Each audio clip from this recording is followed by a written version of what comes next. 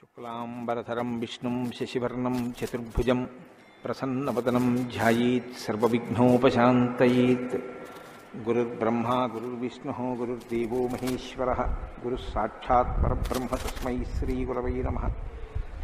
వ్యాసాయ విష్ణురూపాయ వ్యాసరూపాయ విష్ణవే నమో వై బ్రహ్మనిధయే వాసిష్ఠాయ నమో నమః. కూజంతం రామ రామీతి మధురం మధురాక్షరం ఆరుహ్య కవితాశాఖాం వందే వాల్మీకికోకిలం. శృతిస్మృతిపురాణానాం ఆలయం కరుణాలయం నమామి భగవత్పాదశంకరం లోకశంకరం. సదాశివసమారంభాం శంకరాచార్యమధ్యమాం అస్మదాచార్యపర్యంతాం వందే గురుపరంపరాం. వాగర్ధావివ సంపృక్తౌ వాగర్ధప్రతిపత్తయే జగతః పితరౌ వందే పార్వతీపరమేశ్వరౌ. సూక్తిం సమగ్రయతున స్వయమేవ లక్ష్మీః శ్రీరంగరాజమహిషీ మధురైః కటాక్షైః. వైదగ్ధ్యవర్ణకునగుంభనగౌరవైర్యాం కండూలకర్ణకుహరాः కవయోధయంతి. హైమోర్ధ్వపుండ్రమజహన్మకుటం సునాసం మందస్మితం మకరకుండలచారుగండం బింబాధరం బహుళదీర్ఘకృపాకటాక్షం శ్రీవేంకటేశముఖమాత్మని సన్నిధత్తాం. మనోజవం మరుతతుల్యవేగం జితేంద్రియం బుద్ధిమతాం వరిష్టం వాతాత్మజం వనరయూథముఖ్యం శ్రీరామదూతం శిరసా నమామి.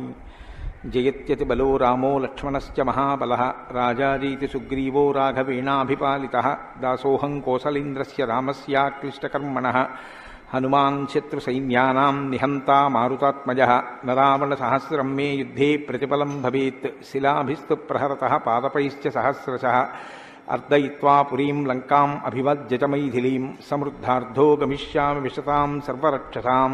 ధర్మాత్మా సత్యసంధశ్చ రామో దశరథిర్యది పౌరుషే చ ప్రతిద్వంద్వశరైరం జహిరావిణిం. ఆపదామపహర్తారం దాతారం సర్వసంపదాం లోకాభిరామం శ్రీరామం భూయో భూయో నమామ్యహం. శరజ్యోత్స్నాశుద్ధాం శశీతజటాజూటమకుటాం వరత్రాసత్రాణస్ఫటికఘటికా పుస్తకకరాం. సకృన్నత్వా నత్వా కథమివ సతాం సన్నిధదతే మధుక్షీరద్రాక్షా మధురిమధురీణాః ఫణితయః. హరి ఓం. పరమేశ్వర స్వరూపమైన సభకి నమస్కారం. ఈనాడు శంకర భగవత్పాదుల చేత ప్రతిష్ఠించబడినటువంటి భారతదేశం నాలుగు మూలలా ఉన్నటువంటి 4 పీఠాలలో సార్వభౌమ పీఠంగా పరిగణింపబడినటువంటి దక్షిణ భారతదేశంలోని శృంగగిరి పీఠానికి ఆధ్వర్యం వహిస్తున్న పూజ్యపాదులు శ్రీ శ్రీ శ్రీ భారతీ తీర్థస్వామి వారి యొక్క దివ్యమైనటువంటి సందేశంతో ప్రారంభమై వారి యొక్క అనుగ్రహ ఆశీస్సులతో ప్రారంభమైన ఈ శ్రీరామాయణ యజ్ఞ కార్యక్రమంలో 42 రోజుల పాటు 7 రోజులు ఒక కాండ చప్పున 6 కాండలు 6 ఏళ్లు 42 రోజులలో పూర్తి చేసి చిట్ట చివర పట్టాభిషేకం వరకు శ్రీరామాయణాన్ని సంపూర్ణంగా ప్రవచనం చేసేటటువంటి భాగ్యం నాకు కలగడం పరమేశ్వరుని యొక్క నిర్హేతుక కృపాకటాక్ష వీక్షణంగా భావన చేస్తున్నాను. శ్రీరామాయణం నిజంగా శ్రీరామాయణమే. ఎందుచేత నేను ఈ మాట అంటున్నానంటే ఇప్పుడే మీరు పీఠాధిపతుల యొక్క అనుగ్రహ భాషణంలో విన్నారు. వేదవేద్యే పరే పుంసి జాతే దశరథాత్మజే వేద ప్రచేతసాదాసీత్ సాక్షాత్ రామాయణాత్మన అంటారు. అందులో ఎంత గొప్ప మాట అన్నారంటే వేదవేద్యే పరే పుంసి, వేదము చేత ప్రతిపాదింపబడినవాడు, వేదము చేత తెలియబడేటటువంటి వాడు, వేదము ప్రమాణముగా ధర్మానుష్ఠానము చేసి మానవ జన్మ తరింప చేసుకుని భగవంతుని యొక్క అనుభవాన్ని మనం పొందడానికి వీలైనటువంటి స్థితిని కలిగి ఉన్నవాడైనటువంటి పరమేశ్వరుడు రామచంద్రమూర్తిగా ఈ భూమండలం మీద అవతరించి 11,000 సంవత్సరములు కరచరణాదులతో నడయాడాడు. రాముడు వేదము చేత ప్రతిపాదింపబడినటువంటి పరమేశ్వర స్వరూపం. ఆ భగవంతుడే రాముడిగా వచ్చాడు. భగవంతుణ్ణి ప్రతిపాదించేటటువంటి వేదం వాల్మీకి మహర్షి నోటి వెంట శ్రీరామాయణంగా వచ్చింది. అందుకే శ్రీరామాయణానికి వేదోపబృంహణము అని పేరు. వేదమే రామాయణం. వేదం దేన్ని ప్రతిపాదిస్తుంది? ప్రధానంగా వేదమంతా ధర్మమే ప్రతిపాదన చేస్తుంది. ధర్మం అంటే ఏమిటి? ధ్రియతేవా జనైరితి ధర్మం అని అమరకోశం. ధర్మం అంటే తెలుసుకోవడం ధర్మంలో ఒక భాగం. కేవలం తెలుసుకోవడం ధర్మం కాదు. తెలుసుకున్నాడు, అనుష్ఠించడు. అప్పుడు ధర్మమా అంటే ధర్మం కాదు. మీరు శ్రీరామాయణాన్ని జాగ్రత్తగా పరిశీలనం చేస్తే రాముడికి ఎన్ని తెలుసో ఎంత తెలుసో, రావణుడికి అన్ని తెలుసు అంతా తెలుసు. కానీ రాముడి ముందు రావణుడు ఎందుకు నిలబడలేకపోయాడు? ఒక్కటే కారణం, తాను తెలుసుకున్నది తాను విన్నది అనుష్ఠించాడు రామచంద్రమూర్తి. తాను విన్నది తాను తెలుసుకున్నది తన సౌకర్యానికి అనుగుణంగా మార్చుకుని దబాయించి బ్రతికే ప్రయత్నం చేస్తాడు రావణాసురుడు. ధర్మాన్ని మీరు తెలుసుకోవడం ప్రధానం ఎంతో, దాన్ని అనుష్ఠించడం కూడా అంతే అవసరం. అనుష్ఠానానికి పనికిరానటువంటి ధర్మం ఉపయోగం లేనిదవుతుంది. ఇంట్లో కర్ర ఉంది, వీధిలో కుక్క ఉంది. కుక్క మీ మీద పడడానికి ఉద్యుక్తమవుతున్న సమయంలో మీ ఇంట్లో కర్ర ఉంది కదా అని మీ మీద పడ్డం మానదు. మీ చేతిలో కర్ర ఉంటే కుక్క మీ మీద పడకుండా ఉంటుంది. ధర్మో రక్షతి రక్షితః అన్న మాటకు అర్థం ఏమిటంటే, మీరు ధర్మాన్ని అనుష్ఠిస్తే మిమ్మల్ని ధర్మం కాపాడుతుంది. ధర్మం విషయంలో తెలుసుకోవలసినటువంటి అత్యంత ముఖ్యమైన విషయం ఒకటి ఉంటుంది. ధర్మం ఇలా అనుష్ఠిస్తే అలా వెంటనే ఫలితం ఇవ్వాలని ఎక్కడ ఉండదు, ఒకచో అలా ఉండొచ్చు. ధర్మం ఎటువంటిదంటే, పంట పండడం కోసమని చెప్పి వ్యవసాయదారుడు భూమిని దున్నడం మొదలు పెడతాడు. భూమిని దున్నగానే పంట పండుతుందా? భూమిని దున్నిన తరువాత వర్షం పడే వరకు ఎదురు చూడాలి. వర్షం పడితే పంట పండుతుందా? విత్తనాలు వేయాలి. విత్తనాలు వేస్తే పంట పండుతుందా? మొలకలెత్తాలి. మొలకలెత్తినంత మాత్రాన పంట పండుతుందా? దానికి చీడా పీడా పట్టకుండా సస్యరక్షణ చేసుకోవాలి. 6 గాలము శ్రమిస్తే చిట్ట చివర ఆ పంట బాగా చేతికొచ్చి ఫలసాయాన్ని ఇస్తుంది. అప్పుడు కోత కోసి తెచ్చి పొలం గట్టున వేసి బస్తాలకెత్తి ఇంటికి తీసుకెళ్లి దాచుకునే పర్యంతము పండిన పంట మీ చేతికి వచ్చింది అని నమ్మకంగా చెప్పడం సాధ్యం కాదు. ధర్మం కూడా అంతే. ఇవాళ మీరు ధర్మం చేశారు అని వెంటనే ఫలితం ఇవ్వదు. అధర్మం కూడా అంతే. మీరు ఇవాళ అధర్మం చేశారు అని వెంటనే ఫలితం ఇవ్వదు. లోకంలో మీరు చూస్తూ ఉంటారు, ఒక్కొక్కడు చాలా పాపాచరణముతో ఉంటాడు, ఈశ్వరుని యందు భక్తి ఉండదు, శాస్త్రం ఏది వద్దందో అది చేస్తూ ఉంటాడు, కానీ సర్వసుఖములను అనుభవిస్తూ ఉంటాడు. మనకేమనిపిస్తుందంటే, ఆయన ఈశ్వరుణ్ణి ధిక్కరించాడు కదా, ఆయన ఏం ధర్మం పాటించట్లేదు కదా, ఆయన ఏం వేద ప్రమాణాన్ని అంగీకరించట్లేదు కదా, ఆయన సంతోషంగా సుఖంగా ఉన్నాడు. అన్నీ విని అన్నీ నమ్మి అన్నీ విశ్వసించి వేదమును ప్రమాణముగా స్వీకరించి ధర్మమును అనుష్ఠించినటువంటి నేను కష్టాలు పడుతున్నాను, ఏమిటి ఉపయోగం ఈ ధర్మం పట్టుకుంటే అనిపిస్తుంది.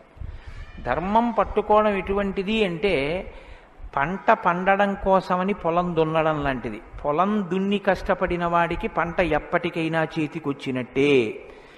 ధర్మాన్ని అనుష్ఠించిన వాడికి కూడా ధర్మం కాపాడి తీరుతుంది. అధర్మం ఇంటికి అంటుకున్నటువంటి చిన్న మంట లాంటిది.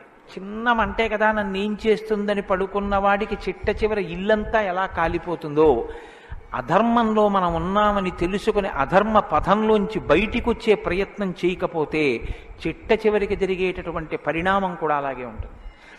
కాంచన లంక ఉంది, అంత బలగం ఉంది, అంత గొప్ప సుఖాలు అనుభవించాడు, 10 తలకాయలున్నాయి, గొప్ప తపస్సుంది, ఈశ్వరుడి యొక్క అనుగ్రహాన్ని పొందాడు, పరమేశ్వరుణ్ణి సాకారంగా దర్శనం చేశాడు, పుష్పక విమానం ఎక్కి ప్రపంచమంతా తిరిగాడు.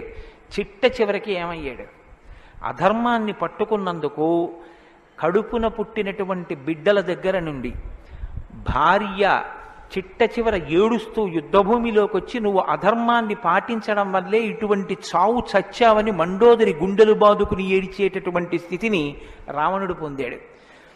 ప్రతి క్షణం ధర్మాన్ని అనుష్ఠించాడు. ఎంత ఓపికగా అనుష్ఠించాడంటే, ఎన్ని కష్టాలైనా రాని ఆయనకి కావలసింది మాత్రం ఒక్కటే, ధర్మం. ధర్మమా సుఖమా, ధర్మమా కష్టమా, ధర్మమా ప్రయోజనమా, ధర్మమా అడ్డదారా, ధర్మమా కోరిక తీరడమా, మీరు పక్కన ఏవి పెట్టి చూడండి, శ్రీరామచంద్రమూర్తి జీవితం అంతా ఒకటే, ధర్మమే. వాళ్ళన్నాడు, సుగ్రీవుడితో ఎందుకు స్నేహం చేశావు? నాతో స్నేహం చేస్తే రావణాసురుణ్ణి నిగ్రహించి నీ భార్యని వెంటనే ఇప్పిద్దును, ఎందుకు సుగ్రీవుడితో స్నేహం చేశావని అడిగాడు. నాకు కావలసింది ధర్మం, అధర్మాన్ని పాటించేటటువంటి నీతోటి స్నేహం వల్ల నా భార్యని తెచ్చుకోవడం నాకు అక్కర్లేదు, అందుకు నిన్ను నిగ్రహించానన్నాడు. తండ్రి మరణించాడు, చెక్కు చెదరలేదు. భార్యను అపహరించారు, చెక్కు చెదరలేదు. రాజ్యం పోయింది, చెక్కు చెదరలేదు. జటాయువు మరణించాడు, చెక్కు చెదరలేదు. ఇలా కాదన్నయ్య, ఈ మార్గాన్ని విడిచిపెట్టి ఇలా వెళ్ళన్నాడు తోడ పుట్టినటువంటి లక్ష్మణమూర్తి. నాకు వద్దన్నాడు. కన్న తల్లి కౌసల్య అంది, నీ తండ్రి ఇటువంటి దురాత్ముడు కాబట్టి నన్ను కూడా నీతో తీసుకెళ్ళండి. వద్దమ్మా, ధర్మం ప్రధానం అన్నాడు. ఎన్ని పర్యాయాలు ఆయన మాట్లాడితే ధర్మం ధర్మం ధర్మం. అయితే ఇక్కడ మీరు ఒక మాట గమనించవలసి ఉంటుంది. ధర్మం అంటే ఏది ధర్మం? కోటేశ్వరరావు గారు చెప్తే ధర్మం అవుతుందా? లేకపోతే ఎవరో నేను ఇది చెప్తానండి ఇది ధర్మం అంటే అవుతుందా? మనం చెప్తే ధర్మం అవదు, వేదం చెప్తే ధర్మం అవుతుంది. వేదం ఏది చెప్పిందో అది ధర్మం. వేదమునకు వ్యతిరేకముగా చెప్పనటువంటి స్మృతి చెప్పినది ధర్మం. వేదమునకు వ్యతిరేకంగా చెప్పని స్మృతి చెప్పిన మాట పాటించిన వాడిది ధర్మం. ఆ ధర్మం ఎవడు పట్టుకుంటాడో వాడే శ్రీరాముడు. ఆ ధర్మాన్ని ఎవడు పట్టుకుంటాడో వాడు అంతిమంగా పొందేది ఏదంటే విజయమే. 11,000 సంవత్సరములు ఈ భూమండలాన్ని పరిపాలించినటువంటి రామచంద్రమూర్తి పడనటువంటి కష్టం లేదు. ఇన్ని కష్టాలు పడుతున్నా ఆయన ఇతరులకు సుఖాన్ని ఇచ్చాడు, ఇతరులకు ఆనందం ఇచ్చాడు, ఇతరులకు సంతోషం ఇచ్చాడు తప్ప నేనింత కష్టంలో ఉన్నాను మీరెందుకు నవ్వాలని ఆయన ఎన్నడూ అడగలేదు. అందుకే రాముడు యోగి అన్నారు పెద్దలు. యోగి అంటే పైన ఎన్ని కష్టాలైనా రావచ్చు, కానీ లోపల మాత్రం తాను నిర్వికారంగా ఉంటాడు. అందుకే పుట్టినది కూడా నవమి తిథి నాడు పుట్టాడు మహానుభావుడు.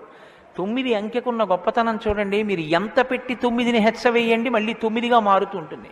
9 ఒకట్ల 9, 9 2 18, 8 1 9, 9 3 27, 7 2 9, 9 4 36, 6 3 9, 9 5 45, 5 4 9. ఏం చేసినా మళ్ళీ 9 అవుతూ ఉంటుంది. ఎన్ని కష్టాలు బయట రానివ్వండి, ఎన్ని వైక్లభ్యాలు కలగనివ్వండి, లోపల మాత్రం రాముడు ఎప్పుడూ ధర్మాన్నే పట్టుకొని ఉంటాడు. ధర్మాన్ని పట్టుకోవడం అంటే రాముడు రామాయణంలో మాట్లాడింది మీరు గమనించాలి. ఎప్పుడైనా రామాయణం చదవడం, రామాయణం వినడం అంటే ఒక్క పర్యాయం అని మీరు అనుకోకండి. రామాయణాన్ని బహుకోణాలలో చదవండి. రాముడు మాట్లాడితే అని రామాయణం చదవండి ఒకసారి. రాముడు ఎప్పుడు నేను ఇలా చెప్తాను అని అనడు. రాముడు ఎప్పుడు చెప్పినా ఎలా చెప్తాడంటే ఋషులు ఇలా చెప్పారంటాడు, పెద్దలు ఇలా చెప్పారంటాడు, శాస్త్రం ఇలా చెప్పిందంటాడు తప్ప నేను ఇలా చెప్తానన్నాడు రాముడు. తన నిర్ణయం కాదు, తాను ఏది చెప్పాలో కాదు, శాస్త్రం ఏం చెప్పిందో చెప్తాడు, ఋషులు ఏం చెప్పారో చెప్తాడు, పెద్దలు ఏం చెప్పారో చెప్తాడు, తాను ఎందుకు ధర్మాన్ని అనుష్ఠిస్తున్నానో చెప్తాడు. తన జీవితాన్ని ఆదర్శవంతంగా తీసుకొచ్చి మనుష్య జాతికంతటికి ఫలంగా అందించాడు. అటువంటి ధర్మాత్ముడైనటువంటి రామచంద్రమూర్తి మనుష్యుడిగా అవతారాన్ని స్వీకరించి ఉండకపోతే అసలు మనుష్యుని యొక్క జన్మ ప్రయోజనం ఇంత గొప్పవాడా మనిషి అన్న విషయమే లోకానికి అర్థమయ్యుండేది కాదు. ఎందుకంటే మీరు ఒక విషయాన్ని జాగ్రత్తగా గమనించండి. రామావతార స్వీకారానికి ముందరే రామనామం లోకంలో ఉంది. రామావతారానికి ముందు రామనామం లేకపోతే వాల్మీకి మహర్షికి రామనామాన్ని ఎలాగా ఉపదేశం చేశారు ఋషులు? ఆయనకి ఉపదేశం చేసిన తరువాత కదా రామచంద్రమూర్తి అవతారం వచ్చింది. ఆయన వాల్మీకిగా మారిన తరువాత కదా రాముడు పుట్టింది. కాబట్టి రామ అన్న నామం సాక్షాత్తు ఈశ్వరుడు యొక్క నామం. అది రమయతీతి రామ, లోకులనందరినీ రమింపచేసేటటువంటి నామం. అంతటి మహోత్కృష్టమైనటువంటి శీల సంపద కలిగినటువంటి వాడు రామచంద్రమూర్తి. అందుకే రామాయణాన్ని రామచంద్రమూర్తిని ఎంతకాలం మనుష్య జాతి ఆరాధన చేస్తుందో అంతకాలం మానవత్వం బ్రతికుంటుంది.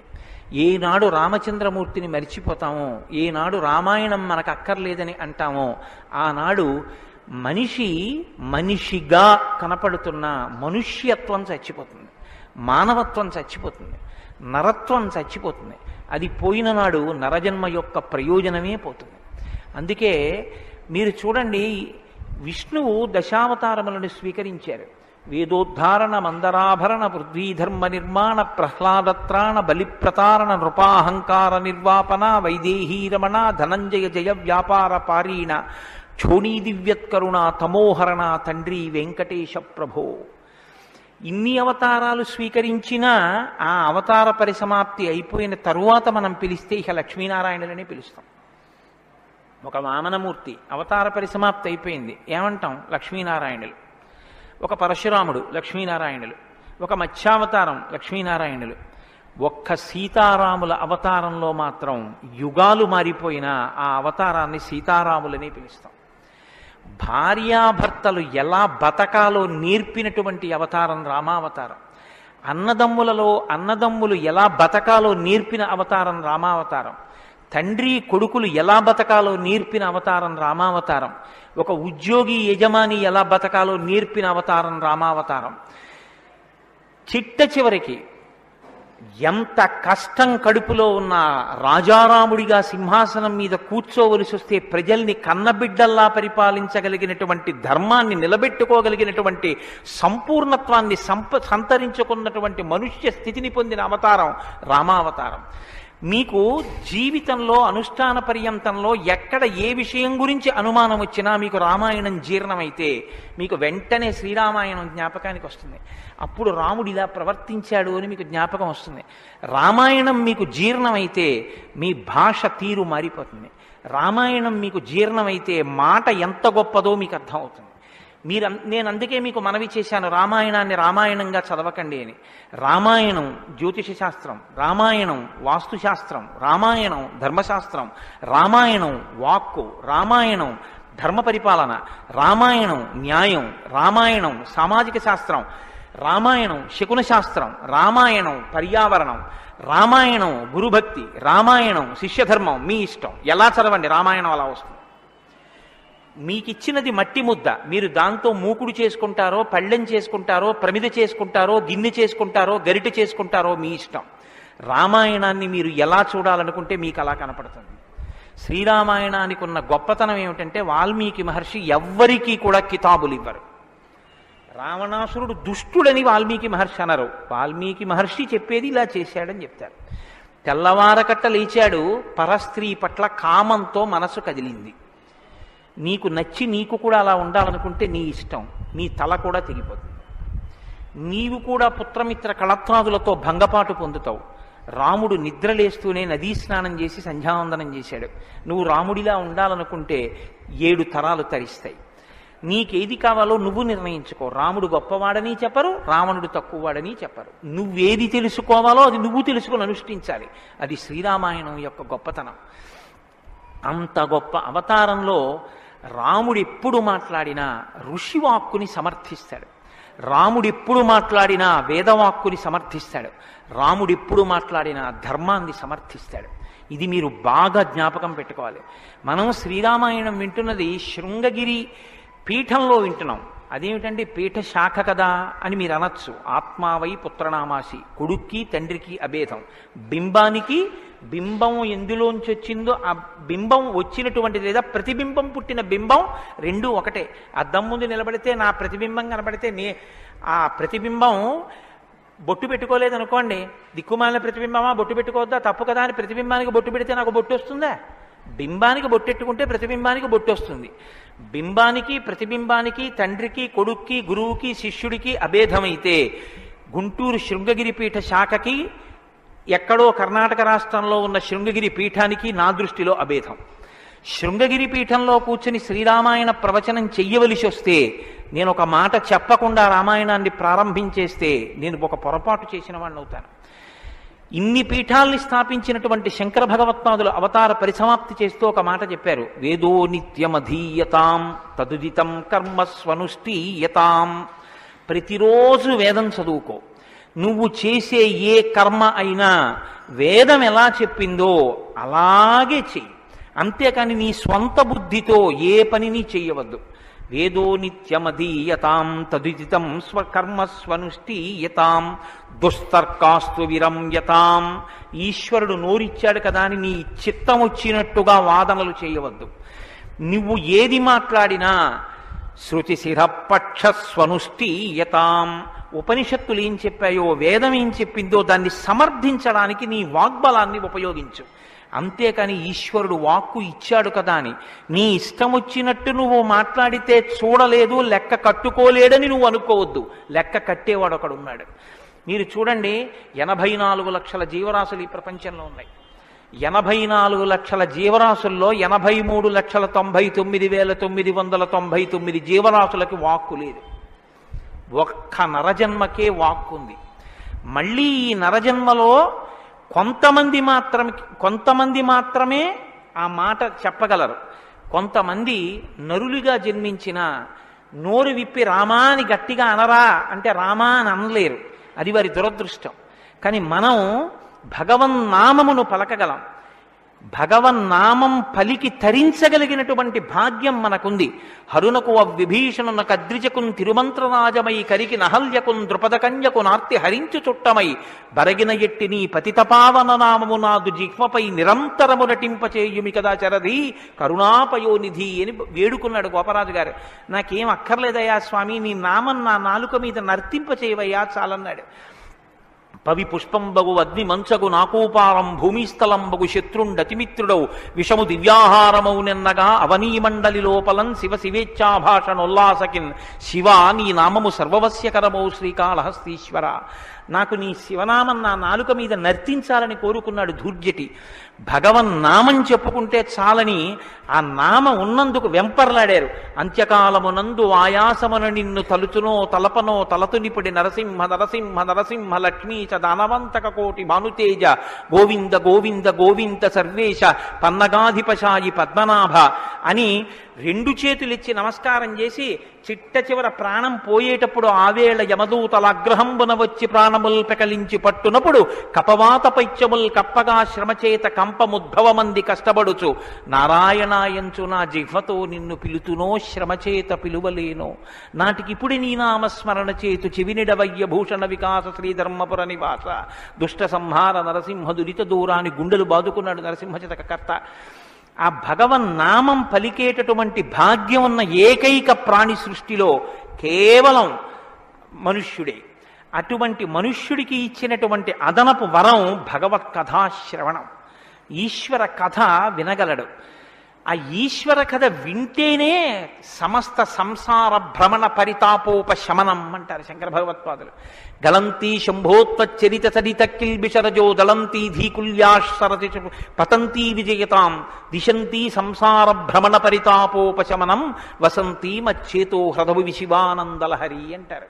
సంసార భ్రమణ పరితాపోపశమన కారణమైనటువంటి భగవంతుని యొక్క కథాశ్రవణము చేసి నోటితో జుర్రుకున్నటువంటి పదార్థాలు సప్తధాతువులతో నిర్మింపబడిన ఈ దేహాన్ని పోషిస్తే భగవంతుని యొక్క కథని చెవులతో జుర్రుకున్నటువంటి వాడు మళ్ళీ పుట్టవలసిన అవసరం లేకుండా పునరపి జననం పునరపి మరణం పునరపి జనని జఠరే చయనం ఇహ సంసారే బహుదుస్తారే కృపయాపారే పాహి మురారే అని భగవన్నామామృతాన్ని చెవులలోంచి లోపలికి జుర్రుకున్నటువంటి వాడు పునరావృత్తి రహిత శాశ్వత శివ సాయుధ్య స్థితిని పొందగలుగుతున్నాడు.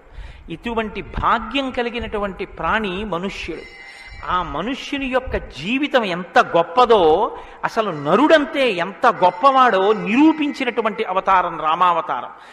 నరుడిగా జన్మించి రామ కథ వినకపోతే, రాముని యొక్క గొప్పతనాన్ని వినకపోతే, రాముడు మనకి చేసిన మహోపకారం ఏమిటో తెలుసుకుని కృతజ్ఞతలు ఆవిష్కరించకపోతే అంతకన్నా కృతజ్ఞుడు వేరొకడు ఉండడు. నేను ఈ మాట ఎందుకు అంటున్నానో తెలుసా అండి? రావణాసురుడు వరాలు కోరుకున్నాడు బ్రహ్మగారిని. అందరినీ అడిగాడు, ఒక్క నరవానరులను వదిలిపెట్టాడు. ఎందుకు వదిలిపెట్టావని బ్రహ్మగారు అడగలేదు, తానీ చెప్పుకున్నాడు. ఇంతమంది గురించి అడిగాను, నరవానరముల గురించి నాకు లెక్క ఏమిటి, వాళ్ళు లెక్కలోకి వస్తారా, నేను అసలు వాళ్ళ పేరు ఎత్తనన్నాడు. అంటే నరుడికి ఉన్నటువంటి విలువ ఏ పాటిదో మీరు అర్థం చేసుకోండి. రావణాసురుడున్న కాలంలోనేగా రాముడున్నాడు.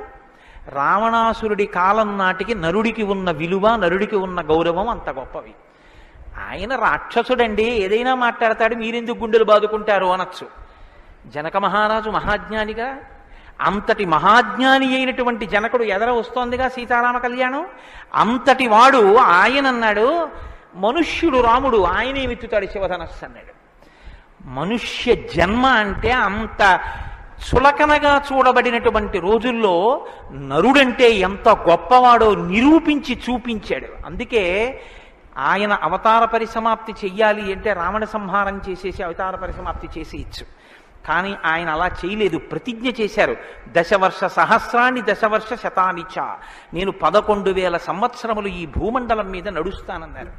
దేని కొరకు అంటే 11,000 సంవత్సరములు నేను ఈ భూమి మీద ఉండి భార్యాసహితుడనై బిడ్డల్ని కని ధర్మాన్ని అనుష్ఠించి ఒక నరుడు ధర్మాన్ని పట్టుకుంటే ఎంత గొప్పవాడు కాగలడో నిరూపిస్తానన్నాడు రాముడు.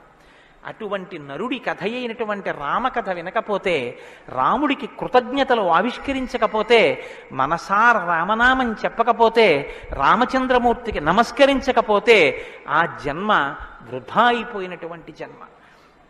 అంతటి మహాత్ముడు రామచంద్రమూర్తి. కాబట్టి వేదవేద్యే పరే పుంసీ జాతే దశరథాత్మజే వేద ప్రచేతసాదాసీత్ సాక్షాత్ రామాయణాత్మన. వేదము వేదోపబృంహణమై రామకథగా భూలోకంలో వచ్చింది. ఆ వేదము ఈశ్వరుని యొక్క శ్వాస. ఈ వేదము వాల్మీకి గిరి సంభూత, వాల్మీకి అనబడేటటువంటి పర్వతంలోంచి పుట్టినటువంటి ఒక జీవనది. వేదము మనం వెళ్ళి స్నానం చెయ్యాలి, మనం వెళ్ళి దర్శనం చెయ్యాలి. రామాయణము ప్రవహించి ఇంటింటి ముందు నుంచి వెళ్ళిపోయినటువంటి గంగ లాంటిది. దక్షిణామూర్తి వేదం, శంకరాచార్యుల వారు రామాయణం. దక్షిణామూర్తి ఎక్కడో ఒక్క చోట కూర్చుని ఉంటారు. సనక సనందనాథులు కూడా ఆయన కూర్చున్న చోటికే వెళ్ళి నమస్కారం చేసి జ్ఞానోపలబ్ధి పొందాలి. శంకరాచార్యుల వారు అలా కాదు. శంభోర్మూర్తిశ్చరతి భువనే శంకరాచార్య రూప. ఆ దక్షిణామూర్తి మౌనం విడిచిపెట్టి ఆసేతు హిమాచల పర్యంతం పాదచారి అయి 3 పర్యాయములు పర్యటించి వేద విరుద్ధమైన వాదనలు ఖండించి, మళ్లీ వేద విరుద్ధమైన వాదనలు ఈ భారతదేశంలోకి ప్రవేశించకుండా కాపు పెట్టాలన్న ఉద్దేశ్యంతో తూర్పున జగన్నాథ్లో గోవర్ధన పీఠము, పడమర ద్వారకలో కాళికాపీఠము, ఉత్తరమున బదరికాశ్రమములో జ్యోతిపీఠము, దక్షిణమున శృంగగిరిలో శారదాపీఠము, 4 చోట్ల 4 పీఠములను కాపు పెట్టి గురు పరంపర నిరంతరము కొనసాగేటట్టుగా మనని అనుగ్రహించి వేద విరుద్ధమైన వాదనలు భారతదేశంలో ప్రవేశించకుండా రక్షించినటువంటి మహాపురుషుడైనటువంటి శంకర భగవత్పాదులు తానే ఆసేతు హిమాచలం పర్యటించి ప్రతి ఇంటి ముందుకొచ్చి జ్ఞానబోధ చేసినట్టు రామాయణం అనేటటువంటి గంగ వాల్మీకి గిరిశంభూతయ్యి వాడవాడలా ప్రవహించింది. రామకథ రామనామం తెలియనివాడు లోకంలో ఉండడు. ఏదైనా తెలియదేమో, రామకథ తెలియనివాడు రామనామం తెలియనివాడు లోకంలో ఉండడు. మంచికైనా రామనామం, చెడుకైనా రామనామం. ఏమయ్యా అంత పని చేసావా? రామరామ నేను చేస్తానండి అంటాడు. ఏదైనా చూడకూడదు చూస్తే రామరామ ఇలాంటిది చూశానేమండి అంటాడు. ఏదైనా మంచి జరిగితే రామరామ ఎంత మంచి మాట విన్నాను ఇవ్వాలంటాడు. భారతీయ సంస్కృతిలో రామనామం మమేకం అయిపోయింది. అటువంటి రామాయణం, అటువంటి రామనామం ధర్మానికి ఆలవాలం. ధర్మాన్ని వ్యతిరేకించడం కన్నా ఘోరమైన పాపం లోకంలో ఇంకోటి ఉండదు. ఇవాల్టి రోజున రామాయణం యొక్క ఆవశ్యకత మరీ ఎక్కువ. ఎందుచేతనో తెలుసా అండి? ఒకానొకప్పుడు ధర్మానికి వ్యతిరేకంగా మాట్లాడితేనే చాలా దోషం. అటువంటిది ఇవాళ ఏ స్థితి వచ్చేసిందంటే, ధర్మాన్ని ధర్మము అని పేరు పెట్టి వ్యతిరేకంగా మాట్లాడితే బాగుండదని ధర్మానికి ఇంకొక పేరు పెట్టి వ్యతిరేకంగా మాట్లాడే రోజులు వచ్చాయి. ఒకడు ఆవుని చంపేయాలనుకున్నాడు. ఆవుని చంపేయండి అంటే మిగిలిన వాళ్ళు బుద్ధి ఉందా లేదా అంటారు. అందుకని ఆవుని ఇంకొక క్రూర మృగం పేరు పెట్టి పిలిచి చంపేయమన్నాడు వాడు. ఎంత గడుసరితనం చూడండి. ఈ పులిని చంపేయండి అన్నాడు. పులిని చంపేయండి అంటే చూడని వాడు ఏమనుకుంటాడు? పులిని చంపేస్తే తప్పేమిటి, వచ్చి ఊళ్ళ మీద పడిపోతుంది అనుకుంటాడు. అది పావుని చంపేయండి అన్నాడు. విన్నవాడు పావు అనుకున్నాడు, కానీ ఆవు. ఆవుని చూపించి పావుని చంపేయండి అన్నాడు. వాడికి తెలియదా ఇది ఆవుని? తెలుసు. మరి ఆవుని చంపేయండి అని ఎందుకండవు అంటే, ఆవుని చంపేయండి అంటే ఆవుని చంపడం ఏమిట్రా అంటారని పావుని చంపేయండి అన్నాడు తెలిసి. ధర్మాన్ని ఆచరించకండి అంటే జనం తిరగబడతారని మూఢ విశ్వాసాల జోలికి వెళ్ళకండి అంటున్నారు. పేరు మార్చారు, కానీ వ్యవస్థని ధర్మానికి దూరం చేస్తున్నారు. ఆ స్థితి నుంచి మనం రక్షింపబడాలంటే మనకున్న ఆధారం ఒక్కటే, శ్రీరామాయణాన్ని వినాలి, శ్రీరామాయణాన్ని బాగా తెలుసుకోవాలి, శ్రీరామాయణాన్ని తరచి తరచి గమనించాలి. రామాయణం మనకి తెలుసున్న రామకథే కదా అనుకోకండి. నేను మీకు యథార్థం మనవి చేస్తున్నాను. మీరు రామాయణాన్ని ఎన్ని మాటలు చదవండి, ఎన్ని మాటలు వినండి, మీకు రామాయణం కొత్త కోణంలో ప్రకాశిస్తుంది, రామాయణం కొత్త కోణంలో భాషిస్తుంది. అంత గొప్ప రామాయణం. సరే నువ్వు చెప్పేది రామాయణం కదా, రామాయణం గురించి ఎందుకు అంతసేపు చెప్తావు? మేము ఎదర వింటాం కదా రామాయణం, అసలు నువ్వు రామాయణం ప్రారంభం చెయ్యి అని మీరు అంటారు, నాకు తెలుసు. శ్రీరామాయణ ప్రారంభం ఎక్కడ జరిగింది అంటే, తపస్వాధ్యాయ నిరతం తపస్వీ వాగ్విదాం వరం నారదం పరిపప్రచ్చర్ వాల్మీకి మునిపుంగవం అన్నారు. అంటే ఒకానొకనాడు వాల్మీకి మహర్షి తన ఆశ్రమంలో ఉన్నారు. నారద మహర్షి వచ్చారు. నారద మహర్షి వస్తే వచ్చిన నారద మహర్షి ఎటువంటి వారో చెప్తున్నారు. మొదట ఏదో నారదుడు వచ్చారు, వాల్మీకి అడిగారు, అది కాదు ఆ శ్లోకం. మీరు ఆ శ్లోకాన్ని చాలా జాగ్రత్తగా గమనించాలి. ఎటువంటి నారదుడు ఎటువంటి వాల్మీకి మహర్షి ఆశ్రమానికి వచ్చారట? తపస్వాధ్యాయ నిరతం తపస్వి వాగ్విదాం వరం నారదం పరిపప్రచ్చర్ వాల్మీకిర్ మునిపుంగవం. ఈ శ్లోకం నేను చెప్పే ముందు మీతో ఒక మాట నేను మనవి చెయ్యాలి. వాల్మీకి మహర్షి ఆశ్రమానికి నారదుడు వచ్చి సంక్షేప రామాయణం చెప్పిన తరువాత కదా రామాయణం ప్రచారంలోకి వచ్చింది. వాల్మీకి మహర్షి ఆశ్రమానికి నారద మహర్షి వచ్చిన తరువాత రామాయణాన్ని ఎవరికి నేర్పారు? ఆయన రచన చేసి మొట్టమొదట ఎవరికి నేర్పి ఉండాలి? ప్రవాహము అంటే ఎవరి ద్వారానో వెళ్ళాలి కదా. అది మొట్టమొదట లోకంలో దాన్ని ప్రచారం ఎవరితో ప్రారంభమైంది? వాల్మీకి రామాయణ రచన చేసి ఎవరికి నేర్పారు? వాల్మీకి రామాయణ రచన చెయ్యగానే నేర్పిన మొట్టమొదటి శిష్యులు లవకుశులు. లవకుశులకి మొట్టమొదట రామాయణం నేర్పుంటే సీతమ్మ వాల్మీకి ఆశ్రమంలో ఉందా లేదా? ఉంది. వాల్మీకి ఆశ్రమంలోకి సీతమ్మ వచ్చి లవకుశులు పెద్దవాళ్ళై గురువుగారి దగ్గర శ్రీరామాయణాన్ని ఉపదేశం పొందడానికి యోగ్యమైనంత వయస్సు వచ్చేసిన తరువాత నారద మహర్షి వచ్చారు. వచ్చి సంక్షేప రామాయణం చెప్పారు. అప్పటి వరకు రామాయణం లేదు లోకంలో, అంతే. ఇంకా తర్వాత కదా వాల్మీకి రచించారు సంక్షేప రామాయణం విన్నాక. కాబట్టి ఇప్పుడు రామాయణ కథ ఏ స్థాయిలో ఉంది, ఏ స్థితి దగ్గర ఉంది? రామాయణ రచన మొదలయ్యేప్పటికే రామాయణం పూర్తయిపోయే స్థితిలో ఉంది. రామాయణం పూర్తయిపోయే స్థితిలో రామాయణ రచన ప్రారంభమైంది. ఇది మీరు గమనించాలి. రామచంద్రమూర్తి పుట్టక ముందు రామాయణాన్ని రచించలేదు వాల్మీకి. రామచంద్రమూర్తి పట్టాభిషేకాత్ పూర్వం రామాయణ రచన జరగలేదు. రామాయణ రచన ఎప్పుడు జరిగినట్టు? రామచంద్రమూర్తి పట్టాభిషేకం చేసుకుని సీతమ్మ తల్లిని అడవులలో విడిచిపెట్టి అడవులలో ఉన్న సీతమ్మని వాల్మీకి మహర్షి తన కుటీరానికి తీసుకెళ్లి లవకుశులు జన్మించి వాళ్ళు పెరిగి పెద్దవాళ్ళై యోగ్యులై విద్యాభ్యాసం చేసి సంగీత విద్యలో మంచి నిష్ణాతులై వాల్మీకి మహర్షి రచించిన రామాయణాన్ని బోధ చేస్తే నేర్చుకుని లోకంలో ప్రచారం చెయ్యగలిగినంత వయస్సు వాళ్ళు వచ్చిన తరువాత నారద మహర్షి వచ్చారు అక్కడికి. అలా ఎందుకు జరగాలి అంటే, వచ్చినటువంటి మహానుభావుడు రామచంద్రమూర్తిగా వచ్చాడు. మనుష్యుడిగా నడిచి చూపించేశాడు. అప్పటికే 11,000 సంవత్సరాలు ఇంచుమించు పూర్తయిపోతున్నాయి. జరిగిన కథ జరిగిపోయింది. జరిగిన కథ జరిగిపోయిన తర్వాత ఇప్పుడు వచ్చాడు నారదుడు. ఇప్పుడు జరిగిపోయిన కథలో అడుగు తీసి అడుగు వేస్తే ధర్మం. రామాయణంలో అడుగు తీసి అడుగేస్తే ఎంత కథ చెప్పాలండి నారదుడు వాల్మీకి మహర్షికి?